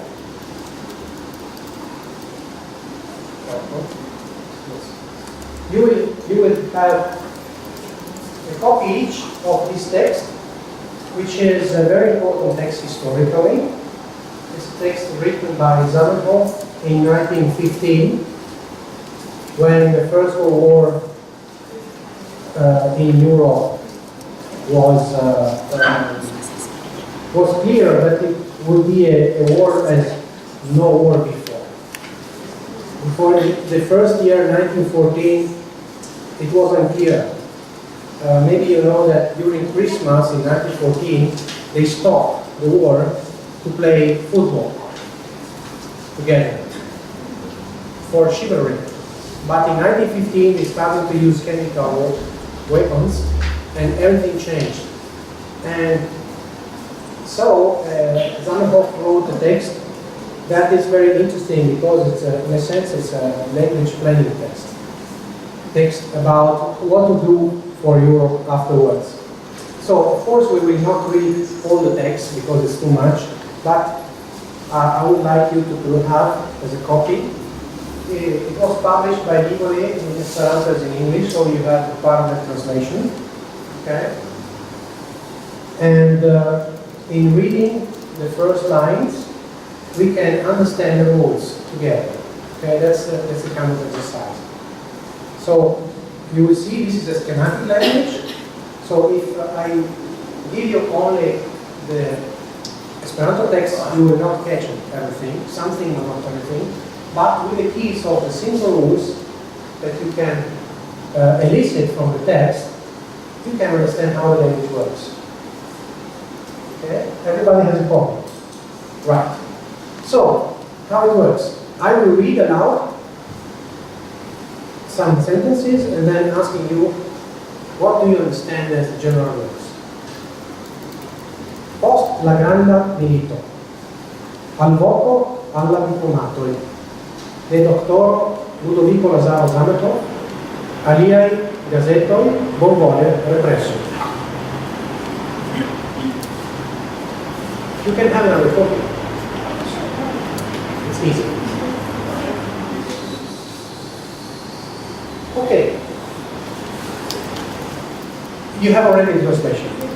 Okay, so don't bother about that.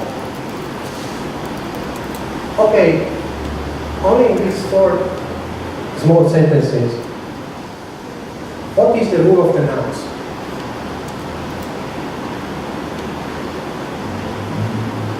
Πώς μεγάλα μιλήτω, αλβόκο, αλαβικομάτω. Λέει δοκτώρο, το δίκτυο βασάδας άνθρωπο, ανήρει καζέτο, τον κόμμα δε πρέσο. What? Find the nouns. What are the nouns here? Okay, of course, all speakers should be silent.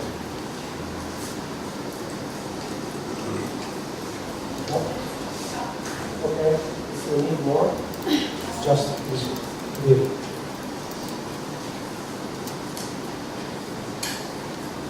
So what's the word that the nouns here? That's an easy question, right? You have the translation. If I ask you what's the noun in after the Greek word, what's noun? Oh, okay. So here you have milito, then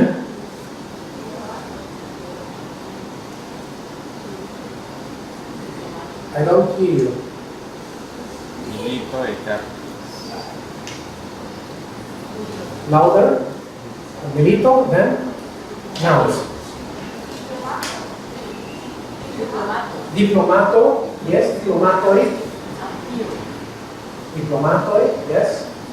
And Gobbo. Okay. Doctoro. Gazetoi. Okay, these are the nouns. What is the root of the nouns? Say it again, Daniela. Yes, they finish in O. Right. If they are, because here it's finished diplomatoi, gazetoi. What's the difference? Look at the translation. Diplomacies, papers. Okay, singular O, plural oi, like in Greek. Okay? So then, are there any adjectives? Granda, okay, and? Okay, you are already here. Okay. Granda, okay. Terura, milito, e captis nun, presca la tutan Europa. Kiel finigios la gran amassa reciproca luciado, quiu tiel forte mal honoras la civilizitan mondo, convenos la diplomatoi, cae penos reordigi la rilatoi inter la popolo.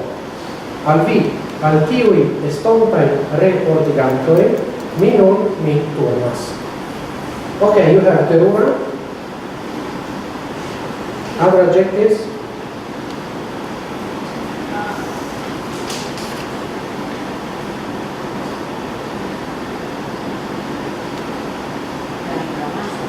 Grande massa, okay? Then? Forte no. It's not an adjective. Because it is what? Okay, look at the translation. Okay? Civilizzitan. Okay, civilizzitan. No, the rule, what is the general rule? Nouns finish per O and adjective finish per? Okay. I pronounce it in Esperanto, otherwise it's everything complex. But here we have an malhonoras la civilizitan mondon. So, what can we extract from that?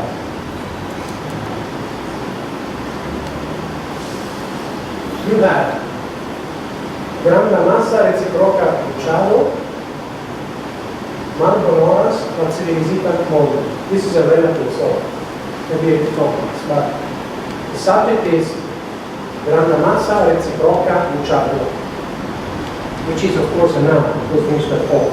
Okay? Malhonoras, the verb, civilizitan mondo. So what you can infer about syntax and morphology? I'm sorry? The meaning has genitive or something? No, it's not a genitive, it's another case. You have a subject, a verb, and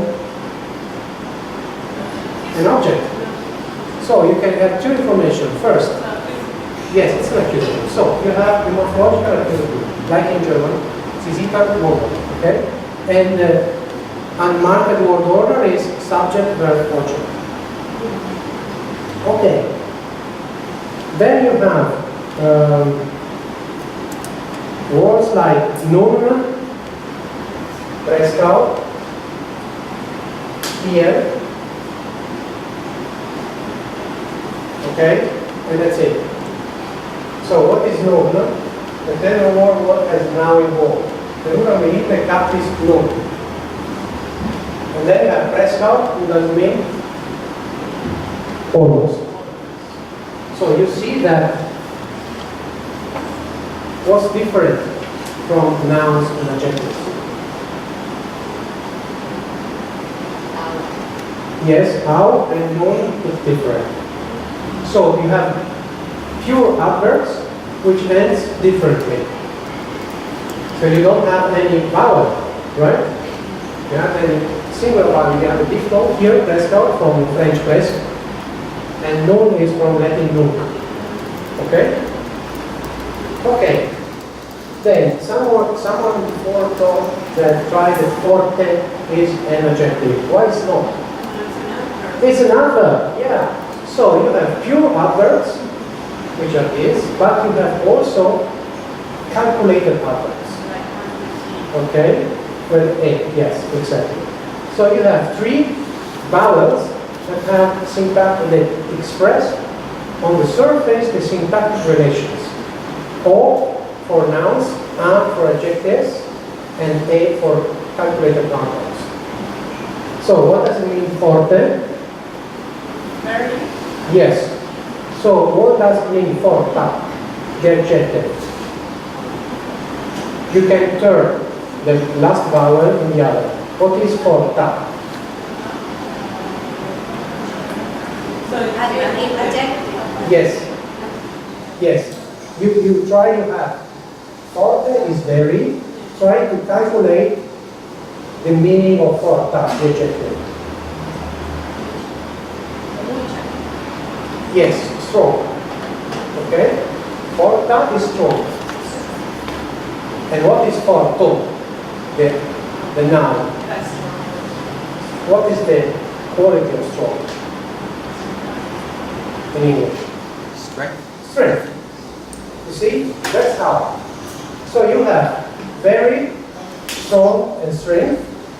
You have a morphological relation in English between strong and strength. But very is completely different. In Esperanto, you only turn the last vowel. That means reduction of the vocabulary. Because you have few roots, and then you add the vowels and other things, and you can calculate the meaning. What other things? Okay. Here is ek captis, which is dividable in ek, cap, is. Is the past, while as is the present tense. Okay? What is man honoras? It's three morphemes. We have man, honor, as. As is the present tense. Honor, what does it mean? It's too easy. What does honor? Honor. Here.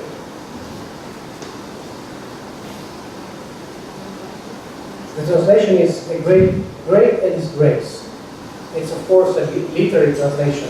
Okay, it's a good translation to sound well in English. So that's honor or that honor. Yeah, it's antonym of honor. Exactly the opposite of honor. Okay, so we have mal as the opposite of honor. Okay, this is the extra. Look at me. Everybody look at me, please. Everybody can solve. Okay, the extra. What is this? No, the antonym. We have to calculate. Mal the extra. Okay. Antawa. Alta. You see? You spare a lot of time in learning the dictionary. Because imagine how many antonyms you have in the adjective to learn. You spare. Okay, so this is the use of the affixes. We have prefixes, okay, man honoras. You have ek captives. Ek means starting, so it starts to cut, to catch, okay? And you have suffixes too. Okay, yeah. Okay, let's see this sentence. Albi altivi estonta reorganantoi mi non min turnas. What do you see here?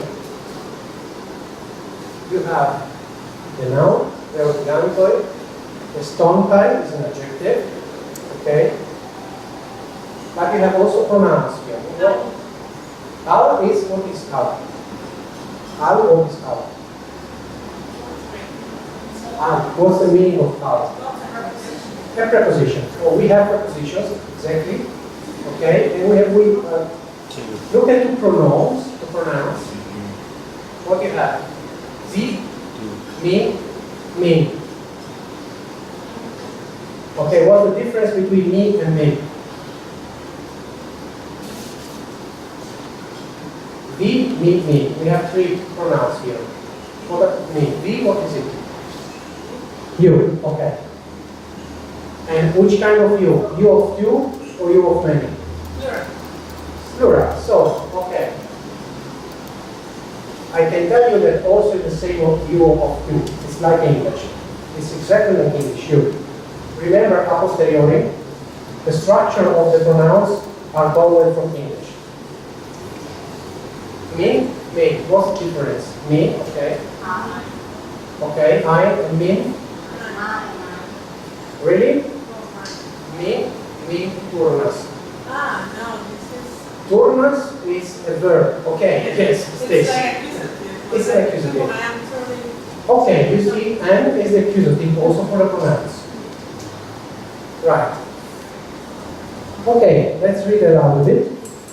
Kiam vi convenos post la plej ekstermanta milito, kiu iam konis la historio, vi havos antaŭ vi eksterordinare grandan kaj gravan taskon. Okay, it's enough. All right. So find a preposition. Where is the preposition? Post. Okay, right? Post is a preposition. Then, what about the article? Do we have articles?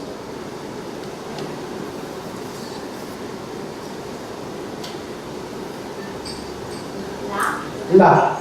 Exactly. La is the article. And it's like English, it's only one. Okay? You have only la forever. For everything as the determinate article. But go back on the first. Terura finito, a terrible war. We do not have indefinite article like in Slavic languages. In Russian they do not exist. So you see, Zamenhof was a Russian speaking, so he took the definite article, only one, but he left over the indefinite article. Okay, so you see the contact. There is some English, some Russian, of course, there is a lot of Latin in as the lexicon, but do not look only at the lexicon. Okay. Alright, we have seen gran amasa, extraordinary. So we have what kind of words are there? Gran amasa is gran amasa, extraordinary. What are they?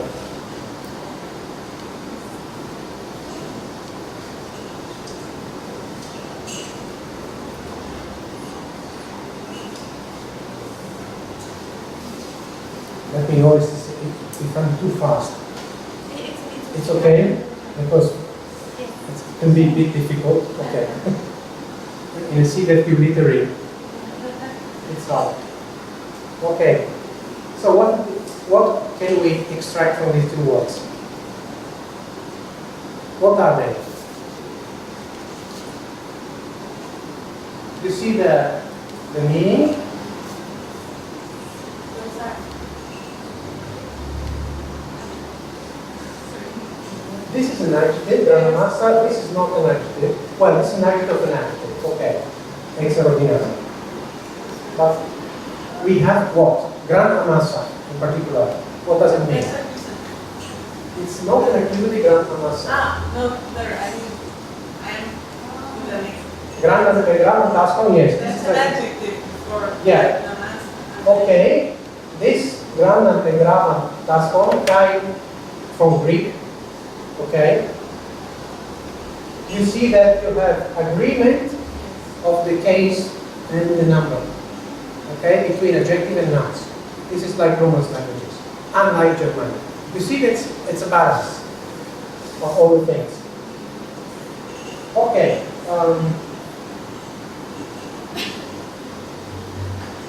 Okay, let's read it a bit, and then I must again with more examples. Devi dependos, ĉu la mondo havu de nun fortikan pacon por tre longa tempo, kaj eble por ĉiam. Aŭ ĉu ni havu nur kelktempan silenton, kiu baldaŭ denove interrompos diversaj eksplodoj de interretaj bataloj aŭ eĉ novaj militoj. Okay, of course you can read the translation on the other side, okay? So you have again the pronoun here, but I want to ask you what is kelktempan?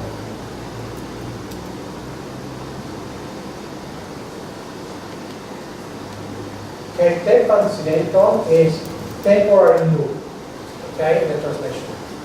But kelktempan is not really temporary. How is it made? Time. Yes, tempan is the adjective of time, and kelk, someone has studied French? No, it's a lot of French. Yes, it's some. So some time adjective, accusative. You have to calculate all of this. And of course, temporary is a good translation, but it's completely made in another way. So you have compounds. That's the point. You have granamassa is a compound, kelktempan is a compound, extraordinare is a compound. So you use a lot of compounds. So you have the syntactic relation that you learn, okay, recapitulate with o, a, e, okay, for nouns, adjective, adverbs. Then you have affixes, prefixes, and suffixes to change the meaning, and you have compounds to put together meanings like in Germanic languages, especially German music a lot, and that is more from German. Okay? Alright. Alright, so, oh yes, this is something that maybe it's more difficult. Okay, what is this ĉu? We have ĉu here and ĉu here. Devi dependos ĉu la mondo havu de nun fortikan pacon, aŭ or ĉu ni havu nur kelktempan silenton. Yes, it's not really an if. Because see here, this is where. So, what does it mean? Sorry? It's a polar conditional. You know that questions in all languages can be polar or non-polar. Yes, no questions, or open questions. Okay? Some languages rely on prosody. For example, Italian. In Italian you say apri la porta, open the door, or apri la porta, do you open the door, which is very difficult because you have to only to rely on prosody. Zamenhof didn't want to rely on prosody because the public was international. You cannot rely on prosody because I read like this as an Italian. Ĉu ni havu nur kelktempan silenton, as more or less as a German. Ĉu ni havu nur kelktempan silenton, or ĉu ni havu nur kelktempan silenton, or ĉu ni havu nur kelktempan silenton. you can have a lot of pronunciations. You cannot rely on this important function, questioning, on prosody. So he adds this chu, which comes from Polish. I guess nobody of you knows Polish, right? Okay. This chu is like your question mark in reverse question mark in Spanish. It introduces a polar question, but pronounced, not only in writing. So it's very important because you can say malfermo la porta, chu malfermo la porta, and you hear the question mark. Alright? Okay. Right. Other important things.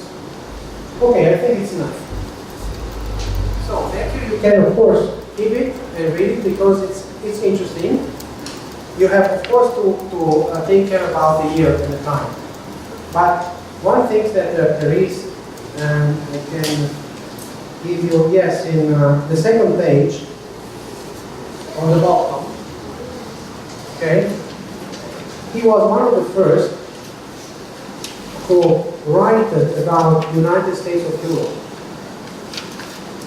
He said that if we don't make the United States of Europe like the United States of America, we will have another great war. But he said that in 1915, okay? It was already a visionary. Because they say otherwise, some people want to have a revenge, and that will be the Second World War, actually. Also, in this text, he wanted to have an international trial for war crimes. And that we made after the Second World War, in 1946 in The Hague, in the Netherlands. So it was really incredible in that sense. Okay? All right. So, let's move along. And as I told you, the language planner is important in planner languages. So we should know something about him. Otherwise, we don't understand. So, let's say something about this page example. You can see that it has two names. And two names means he's Jew. Okay, because this is a Jewish name, Major, which is Lazar, and Ludwig is the name of for the non-Jews. Traditionally, when a Jew became a noble, he could, or she could, should take another name for the other people. It's something that can appear a bit strange, but I can tell you when I was in China, I knew one student of mine has four names. A name in Chinese, a name in French, a name in English, a name in Spanish. They use the name for the target. It's not a problem, okay? So this is the life in France. So he was born in 59 in Białystok, now in Eastern Poland, but then it was the Tsarist Russia. Poland was not an independent state, okay? And in that town, the majority of the citizens were Jewish, but the power was in the Russian minority, but there was also a Russian-Polish minority, Polish minority and the German minority too. So they have four languages: Yiddish for them, Russian, German, and Polish, and four religions: Jewish, Hebrew, Jewish religion, Orthodox, Catholic, and Protestants. So for him, the two sources of infelicity of humankind was the difference between religions and languages. So he wanted to overcome this. He went to study medicine in Moscow, one of the few professions that was allowed to study at that time. And maybe you know this year, 1881, was the year of the pogrom, the persecution against Jewish people, anti-Semitic, because there was an anarchist that tried to kill the Tsar. But they say that he was Jewish. So they started to flee to Palestine that year. That's the first Aliyah. the first moment in which settlers came to Palestine. And he had to finish his study in Moscow and Warsaw for that reason. Then he got married, and with the money of his father-in-law, he launched Esperanto as a language project in that moment, as a book. Then he started to work with his religious political project, Judaism, in parallel. So, on one way he promoted the language, on the other way he worked on his philosophical religious project to overcome religious differences. And the idea of that project was similar to Esperanto. Take some pieces of the great religions, Islamic, Jewish, and Christian, and have a common religion. It failed completely. Okay? Absolutely. In 1905, we had the first World Esperanto Congress in France. And here is the stage of semi-language. Okay, starting the stage of semi-language from Planificación. Because people gathered together, and there was also important people there, the Minister of Education, the Minister of War, and there was a great launch at that point in France. And then, so he was quite confident, and he published his religious project, which he failed. Then he revised it as a more ethical project, so something more inside, like Immanuel Kant, an internal religion, a moral religion, an internal law. And on the other hand, he continues to promote Esperanto and to let Esperanto go without gain. So not to link his ideas with Esperanto. And that means that the Esperanto community was quite free to develop their ideology by themselves without him. In 1914, there was the foundation of the Hebrea Lido. This was me, Hebrea. Adjective, Hebrea. What does it mean, Hebrea? Yes, Jewish. Ligo is league. Okay? So the Association of Jewish Esperantists, and he refused to take part because he said that even if he's a Jewish as origin, he wanted to link his destiny to the destiny of humankind, not of a single people. Note that here there was already problems between Palestinians and the settlers in Israel, and he didn't want to have anything to do with that. And his original idea, he wanted to set Israel in the United States, like the Mormons did in Utah, in a place where nobody else lived, in order to avoid war. He wanted to avoid war anyway. Okay. Then he wrote this text that you have, and then he died in 1917. He never saw the finish of the First World War, and he never saw the rise of USSR. So this is the cover of the first book, written in Russian, and here you see for Russoid, for Russians, the first few words of the language. So, clearly Esperanto is a posterior language, because it's based, the rules, you see the rules, this is like English, this is like Russian, this is like Polish, it's not mixed. It's not like Polak, you don't know what it's like. It's always like something, okay? Like a natural language. This means that it's a posterior. Of course, it's based on his repertoire, and he was an early bilingual Yiddish and Russian because his mother spoke Yiddish. She was religious. His father spoke Russian because he wanted to be assimilated to the Russians. So he has the two different versions of Hebraism in the family. He spoke Polish. In Germany, he's a city, of course, because he was surrounded by Polish and German. And he studied French, Latin, and Greek in school. Hebrew in the synagogue, self-studies English, and has contact with Lithuania. So that means that these languages are a bit like Latin and Greek for Romance languages. Are the source languages, okay? So you have to see the similarities with these languages in particular. And this holds for Zamanov as for any other language family. The other point important is it is agglutinative. What does it mean?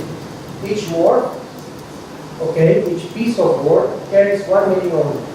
Unlike in a language such as Italian or Spanish. So many times I heard this, oh, yes, Esperanto is a Romance language. Like Spanish, they say it in Italy. Or like Italian, they say in the Netherlands. All the time. Years. I cannot stand anymore. So that's why I tell you. The structure is different.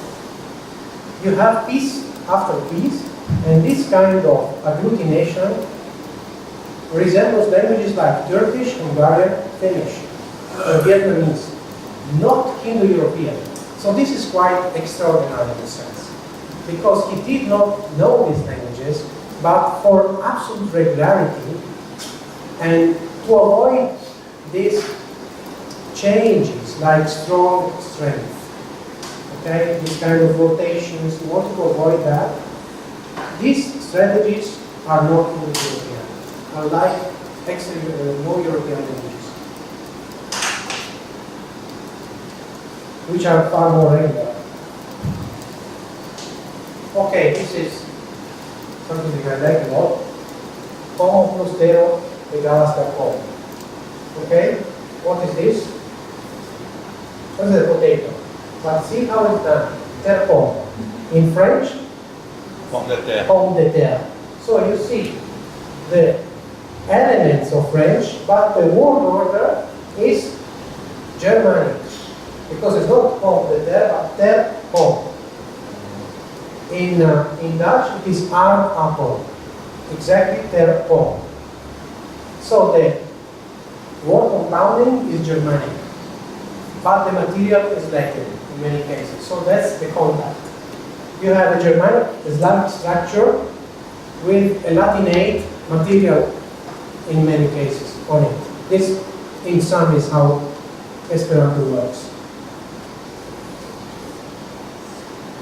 In fact, if you do corpus analysis of the lexicon, the most used first 100 words and first 1,000 words, you see Latin is 70%. There are some special words in Esperanto, well, and then you have German, Indo-European in general, a bit of Greek and a bit of Slavic. So on the lexicon it's clearly Latinate, but the structure is not, and that's interesting. So the impact of the first World Esperanto Congress in 1905 was great at that time. And from an ideological point of view, there was a declaration of who is the Esperantist. Think Esperantist like communist or socialist, okay? Who believes, what who believes in that. This is the traditional term. By the way, many Esperanto speakers now do not like the term. They say, mi estas Esperanto parlanto, Esperanto speaker, not an Esperantist, because of that. In any case, in that declaration, it said that what links together Esperantist is the use of this neutral human language. I translated for Esperanto, of course. All other ideals, purely private affair. So this is important. And Esperanto has no law-giving authority. So the first part, number one, it means that the link is only the language. It is a community of practice. You can believe in God or not. You can believe in the USSR or not. You can believe in whatever. Okay? So it's any limit to this political neutralism? Yes.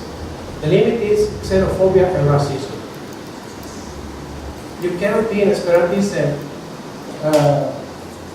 think that your nation is by default superior to the others and you have the right to destroy the others. That's not possible. Okay? And that's the fact why it was persecuted by Hitler and Stalin because of that. By Hitler. Also for Simon for other reasons. The other point is that Esperanto has no law-giving authority and is dependent on no particular person. That Zamenhof wanted this. In a sense, it is copyleft. It is like free software, okay? Nobody owns it. Only the community of users. And this is very important because nobody can also have a copyright and ask for money for using Esperanto. So sometimes it happens that it's used in very strange ways outside the community. Why not? If you want, you can use it. And so, the corollary is that an Esperanto is a person who knows and uses the language with complete exactness for whatever aim he used it for. So, the meaning, the purpose of the use of the language, it does not matter. That was very strong, because in that moment, it gave the freedom of Esperanto speakers to grow and to develop themselves.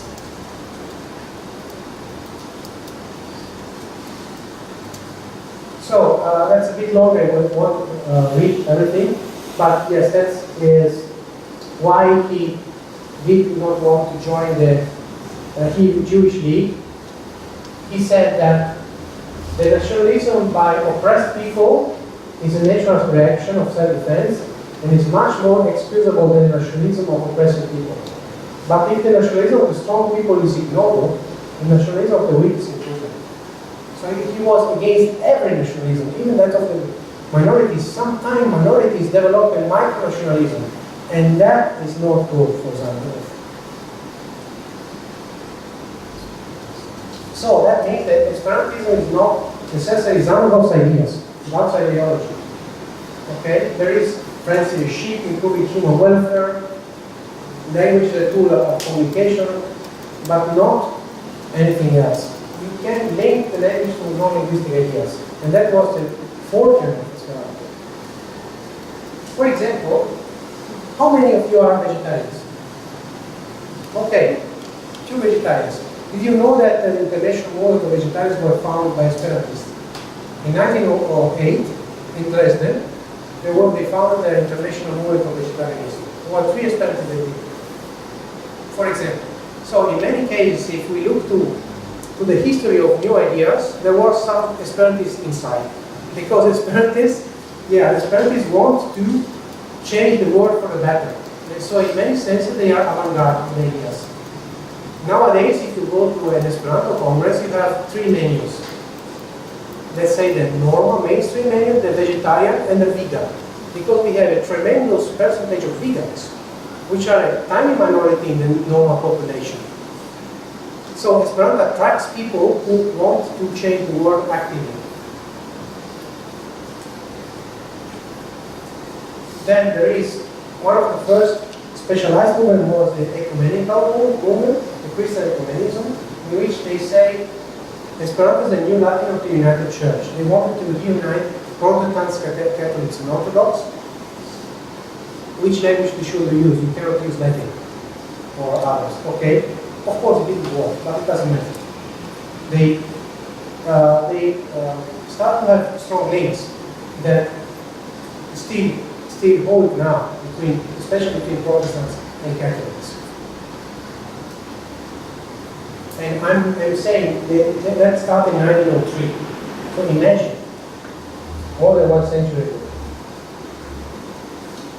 An important moment was the foundation of the association, Universal Esperanto Association in Switzerland, in Geneva. You see here, this is very modern for the time. Okay, it's a telephone switch. You can connect everything. All Europe, of course. The world was only Europe at that time. You have here Spain, Great Britain, and so on. Through Esperanto. So to establish a network, that was the idea of the original founder. Hector Colder. He reframed neutralism in a political way. Like it was the Red Cross of the soul in Geneva. Okay, the Red Cross heals the body, Esperanto heals the soul of the people. That was his idea. And it had a network of people, consuls, providing services to German Esperanto speakers, and in cultural Esperanto centers like British Council. That worked for a while until the First World War, in which the association acted as a mediator between France and Germany people send letters to Switzerland and they resend letters to us. Keep the contact across the German front. So French, why there are so many French words? Because France was very important. You see, this is demographics of Esperantists. And you see the Russian people from this. We have the first edition in 1889, so year 2 of Esperanto life. That means simply people who paid for having the journals, so you know the addresses. And the Russian went down, always down, and the French coming up. In the year 1900, there was a change. And then the French went very up. So that means, of course, if you have to invent a new word, and you have most population speaking French, you will take French as a model. Also at that time, French was one of the most important, if not the most important international language there. So that's why there are so many French words. So the idea was to having the language for deaf people, to publish scientific research, for tourism, to work contact with the tourism club, international commerce, diplomatic relations, for practical uses. This was the nice dream of humankind, very modern in that moment, you see, Zeppelin, and of course, it threw it out completely the First World War. Okay? Then, after the First World War, there was USSR and anarchism, and so a lot of Esperantists became left-wing. You can see this is manifest published in Spain in Esperanto. Io vi faras por io, what do you do to revive this? Okay? Che esperantistoj e la tuta mondo ago energie contro l'eutanasia fascismo. I don't have to translate it, right? There are Mussolini, there are Hitler, and there are Spain. So you see, you have Christian ecumenics, you have socialists, anarchists, and of course, there was persecutions because of that. For people was the language of Jewish conspiracy, for studying the language of spies. There are too many people who are for the working classes who can say what happened in the USSR was dangerous. There is a very important book called Esperanto, Dangerous Language, which explains the persecutions. Then, after the Second World War, neutralism was really defined again by Ivo Lapenna, who was an Italian-speaking Croatian, and he wanted to have Esperanto as a working language of the United Nations. He failed, but he was recognized by UNESCO. Okay? In favor of Esperanto was a resolution that says that Esperanto corresponds with the aims and ideas of UNESCO. It's very interesting. Aims and ideas. So it's not only recognition of the language, but also of the movement, of the ideas of peace and respect. In that moment, multilingualism was considered a problem with Esperanto solution. Okay, in the 50s. That changed. For the next generation, okay, in which started to build up the modern concept of language rights.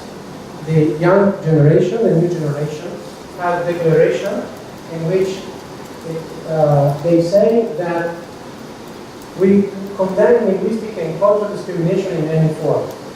And until now we pay not enough attention, we, its Esperantists, to the destruction of cultural and linguistic background of many peoples. This destruction is nothing else than proof linguistic imperialism. Okay, lesson was 69, okay, very strong in that moment.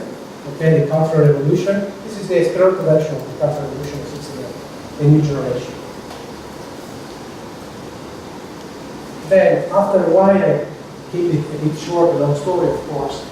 The most important manifesto, that means the ideological text, was written in Prague in 1996 and has 7 points: democracy, translation education, pedagogical efficiency. Multilingualism is a positive thing, finally.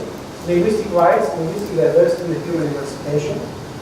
And for the first time, that document was published in many languages, not only in Esperanto. So it also opened to the world. And that was a big change 20 years ago.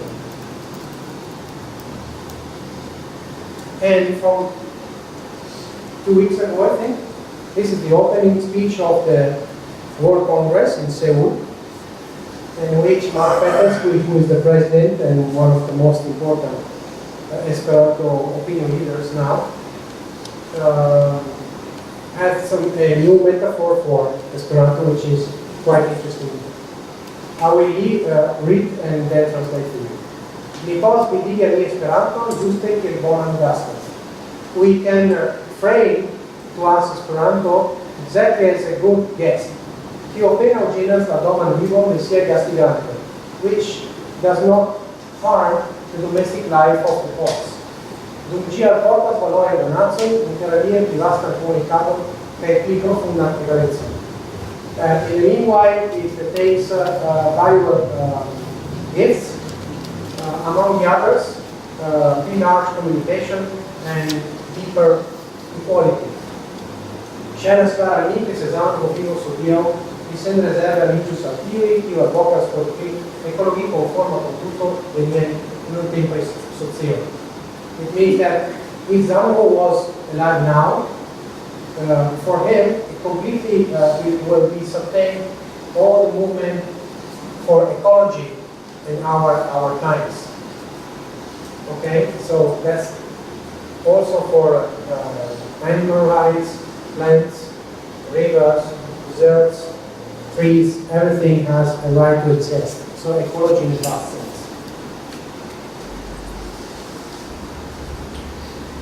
Okay, some basic questions about Esperanto. How many people speak? That's what I said in 2015. We have a core of 1,000 family speakers, more or less 10,000 language activists, 100,000 marginal speakers, and 1 million people having contact. Okay, this changed a lot for the peripheral sector. Because in the last 3 years, and the Duolingo revolution. Do you know Duolingo?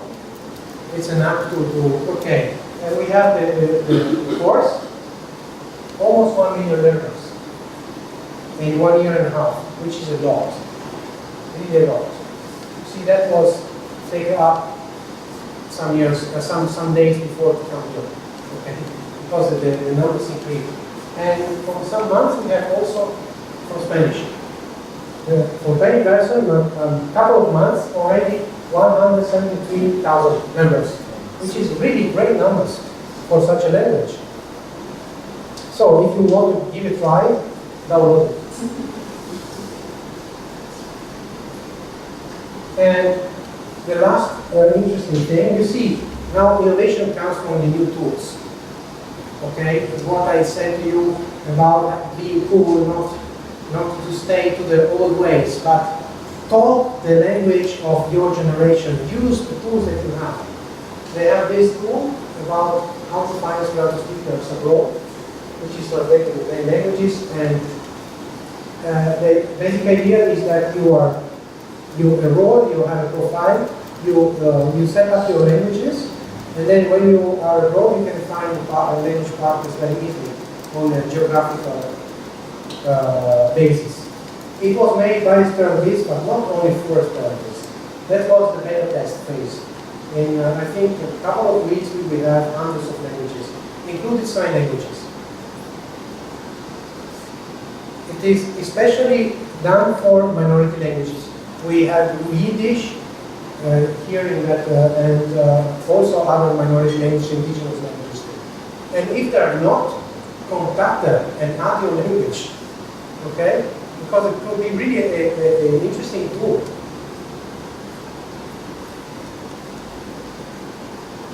All right. So let's have a look at the second case study, Interlingua. So what is Interlingua?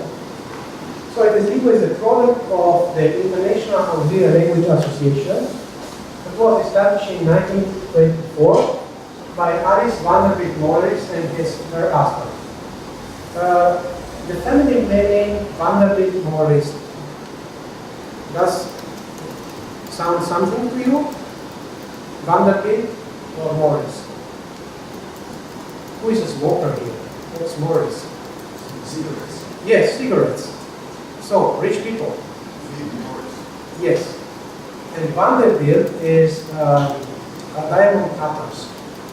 Okay, so very rich people.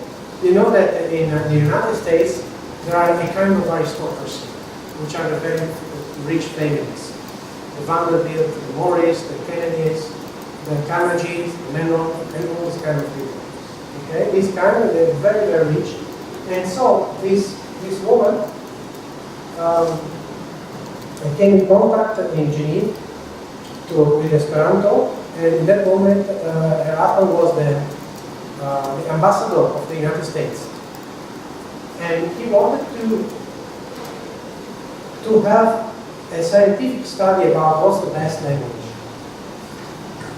And she financed for the first time scientific studies for these languages. And one of the results of that period was the propagative value of Esperanto. For specific cases, if you teach Esperanto to pupils before another foreign language, because it's so regular, they are more advantaged to learn the other languages.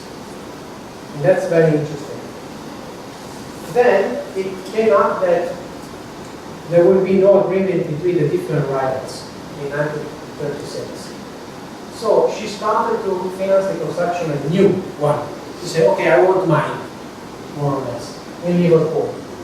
But the Second World War forced the Yard to move to New York, so it was slowed down with the process. And in order to have a very good results, she set up two research groups.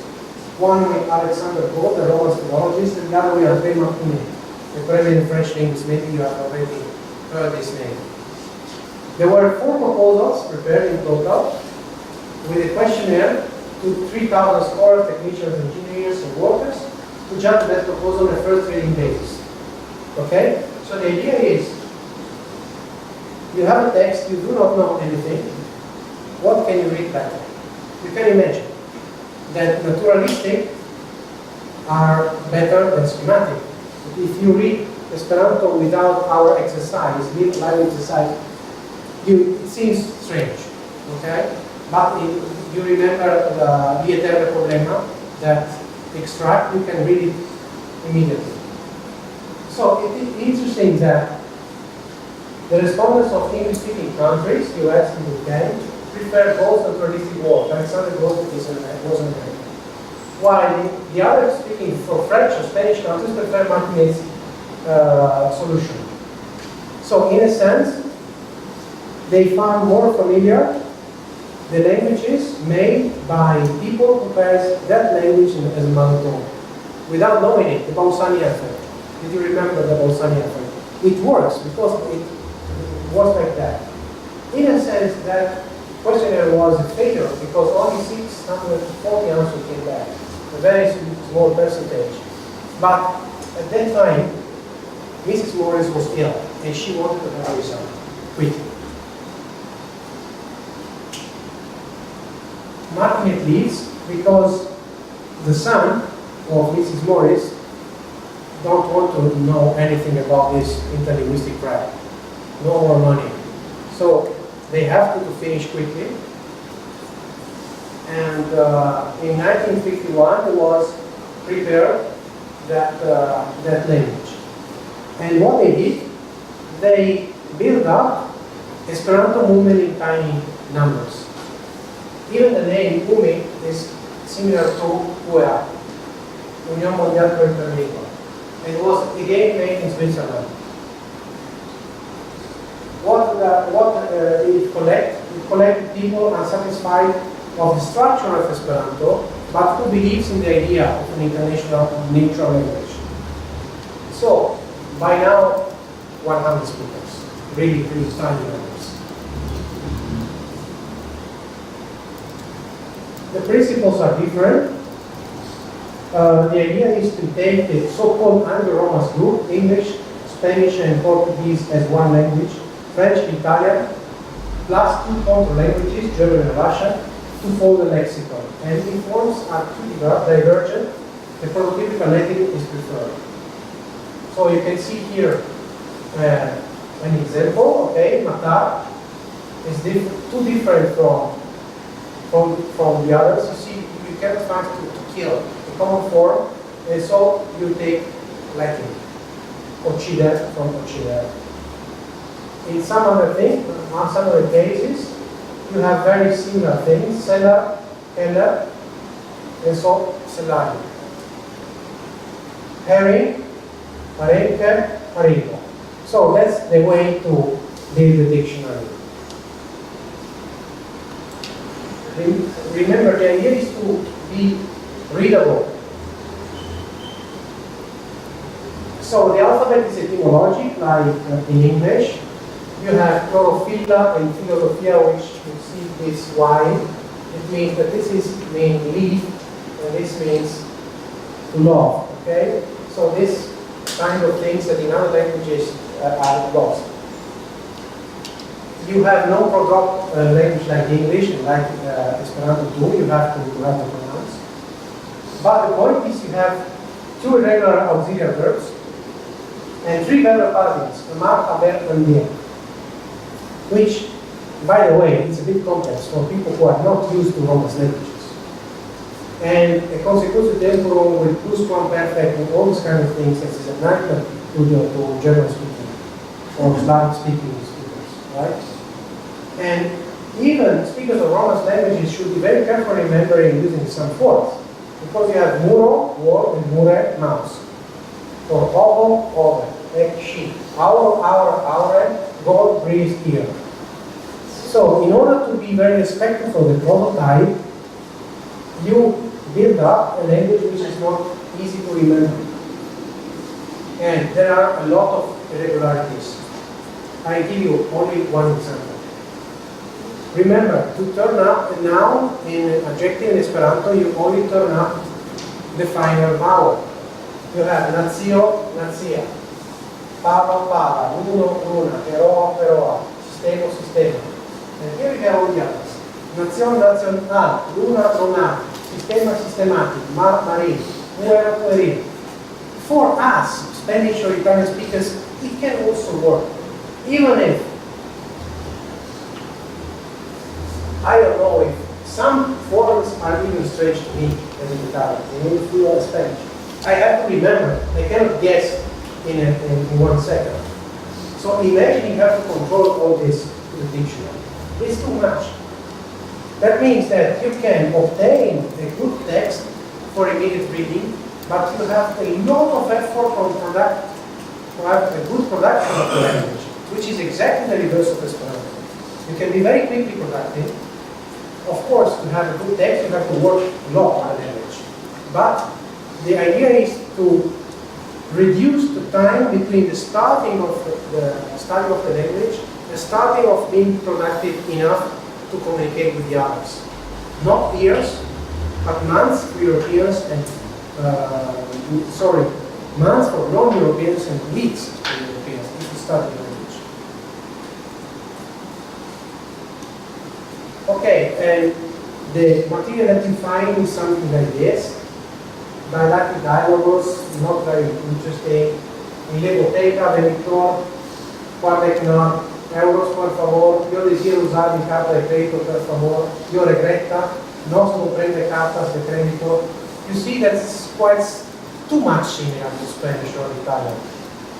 That's the problem. If you restrict too much the contact, then it will be against too unbalanced. Some people, some nations, will be too advantageous compared to others. Of course, Esperanto is not perfect, but by the way, compared to the rivals, at least it tries to balance between Romance, Germanic, and Slavic. All the others, the Slavic word doesn't exist. Only Germanic and Romance. And at the extreme, we have only Romance.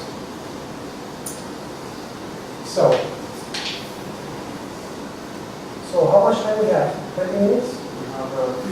15 minutes, okay. Right, so now something lighter. Don't try. Okay, who watched the Games of Thrones? Okay, not. Right. So we have a colleague, which is David J. Peterson.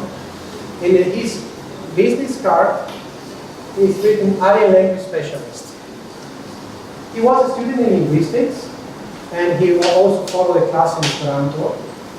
And he co-founded the Language Creation Society that collected all the people who invented languages in the world. Holds also conferences and so on. When the producers asked to the University of San Diego for a specialist, they gave him the best student. And that's why he won that contest to have the right to build up the language. So, we are in year 2009. In 2009, Navi was made for Avatar and Dothraki. The first image written Dothraki was in 9th of November. So Dothraki is used mainly in the first series. And it was launched exactly to support the launch of the TV series. By the moment of the post-production of the first, the finish of the first, the end of the post-production of the first series, we have these numbers. Approximately 3,000 words, less than 200 of material, and a lot of MP3s for the actors, of course, so they have to act it.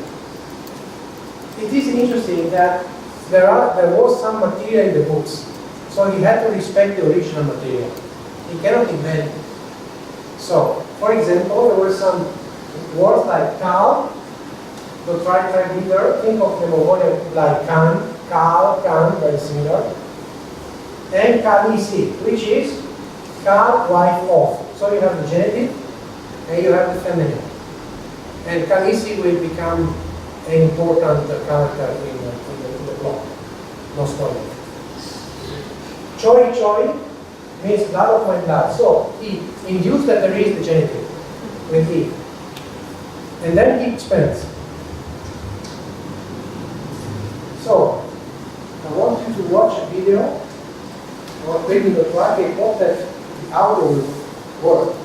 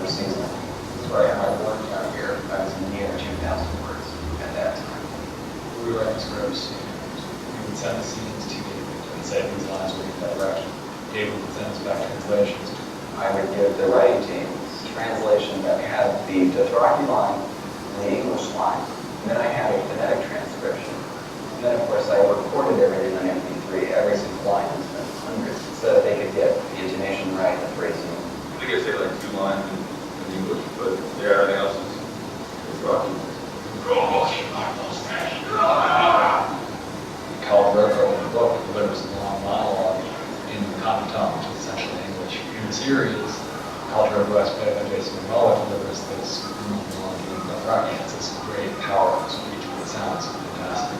Dothraki changed the sound of the show. It's a very guttural language. It's not easy to pronounce.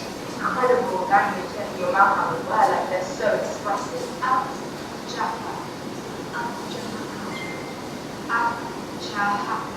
It's like the sound to it. It's like really good. I listen to it. It's basically like Arabic in German. You want to make it sound as natural as you can, so you have to be very careful with these strong characters, not to speak strong as well all the time. When it goes into the actor's mind, we talked about the compromises that make it easier to flow in the scenes.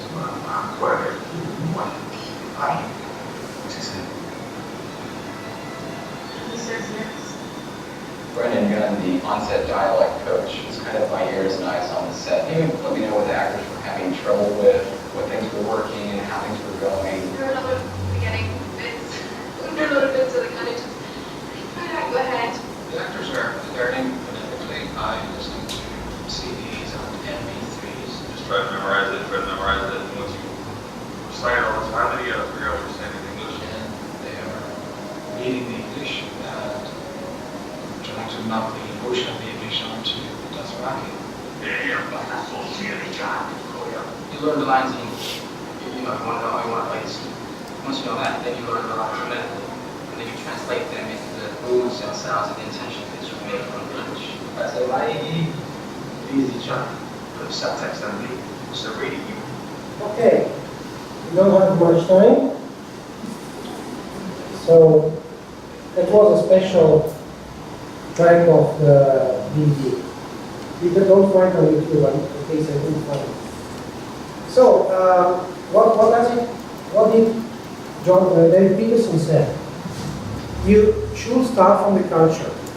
So it's like a semi-warp hypothesis in a sense. The language is determined by the culture.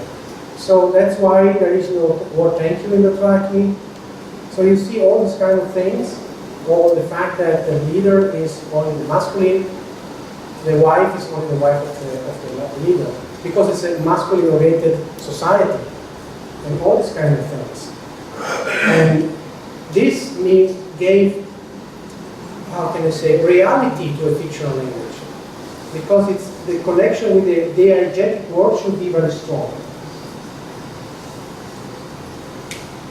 So he gave some advices for new phone-liners. It's a term in internet to say language planner.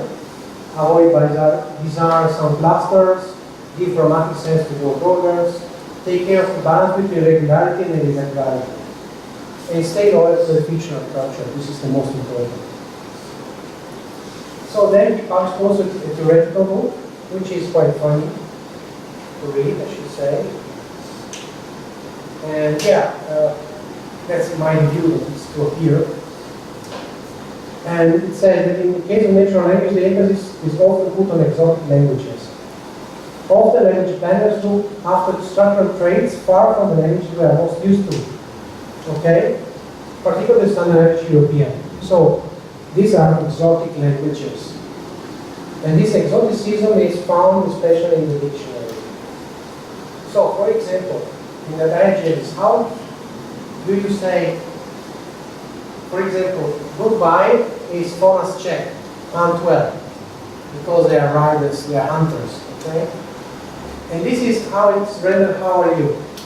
Hashier, don't ride Czech. So yes, no question, you to ride well. Did you ride well? Do you ride well? So this is how are you, okay? And of course, there is an important moment in which there is a throne, as the series is called The Games of Thrones. Okay? And throne, Carl cannot understand throne. So he says throne in Dothraki as a borrowing from English. Because Khaleesi tried to explain chair, Carl off, but it doesn't work. A throne is something more than a chair of the leader. So the interesting thing is that for the first time, the structure of the language was used in the plot. And that gave a lot of motivation to the fans to learn the language. Also, if you remember, there was a moment in which she was learning the language as a second language because it was correcting the pronunciation by the other. Never seen it in any movie before. That was really clever movement. And of course, the Untitled Culture enters the grammar. The auxiliary verb is dotra, which means to write. They do not have to be or to have. They have to write because they are writers. And it's a horse-based. There is a horse-based culture. Okay, and for this, and you have, for example, 3 ways to kill. To translate to kill. If you kill on purpose, if you kill on accident, then you slaughter an animal. Because this reflects the traits of the culture. So, regular and exotics. This is the recipe for a sexy grammar. And you have, for example, it's very interesting, these 2 suffixes for ablative and ablative. Ablative is going towards, ablative is separate, that are used as prepositions and as verbs. So, dotra, hadach, ha, it means that, what does it mean? Yes. So, dotra is the auxiliary, this is right. Okay, hadach is to eat, this is the infinitive, and this is towards. And this is the same but with the ablative.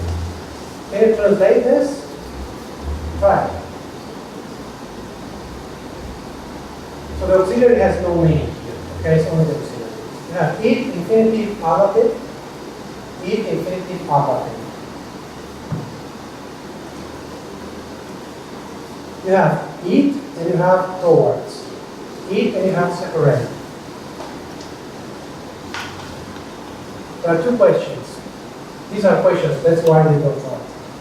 Okay? So our questions, eating, going towards, question, eating, separating.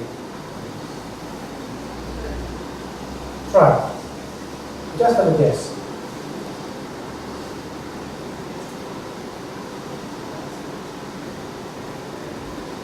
Maybe like eat and let's eat.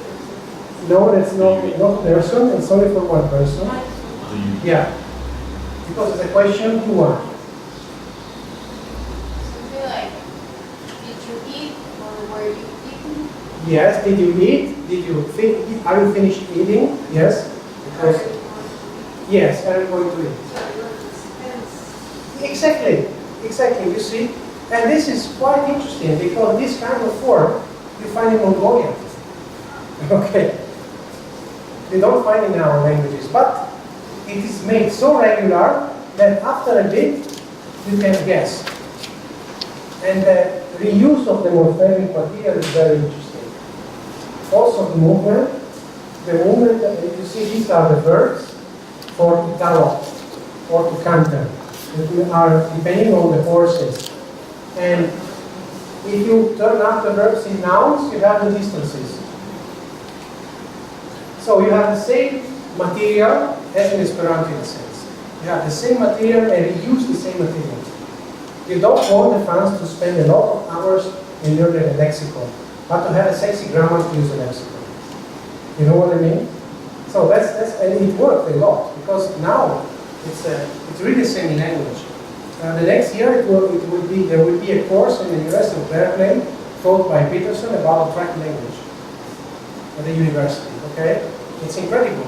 We as Esperantists we needed 60 years to have a course in Amsterdam, and after 6 years they have the course of the track in the university. That's incredible. And of course, there is the other side of the coin, the acts of the jet war. And there are some homage who are quite interesting, and I finish with it. Fake is ego, in the practice, homage of the knowledge of the linguistics. Ego is the name of one of the rivals of Esperanto. And fake, of course, is not a good word. Erin means kind, good, and Erinak is a kind and good lady. A is Peterson's wife's name. Okay? And Okeo means friend. So the name of Peterson cat was adopted when he started working with the language. And he died after 7 months. Now he lives for eternity in the language. He gave the name of his cat. These are the kind of things that you can do in such a fictional language. Of course, they invented tongue twister. Nobody can read it.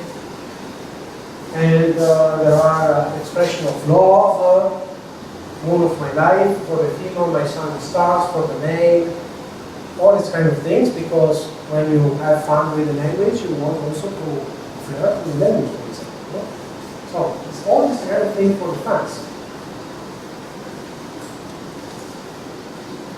Okay, some final remarks. So, what's interlinguistics in the 21st century? Now it's more global than in the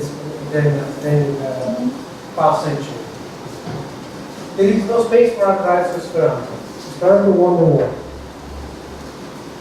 New languages are present for non-auxiliary reasons, mainly for fiction. And interlinguistics can be an excellent way to teach linguistics and learning by doing class. Okay? What it could be, if you teach people to build up a language, they are forced to think about language structures. And this is very useful with the young people. I have a Montessori class, primary school experiment, in which they invent a secret language in the class. And so they reflect on pronouns, verbs, and so on.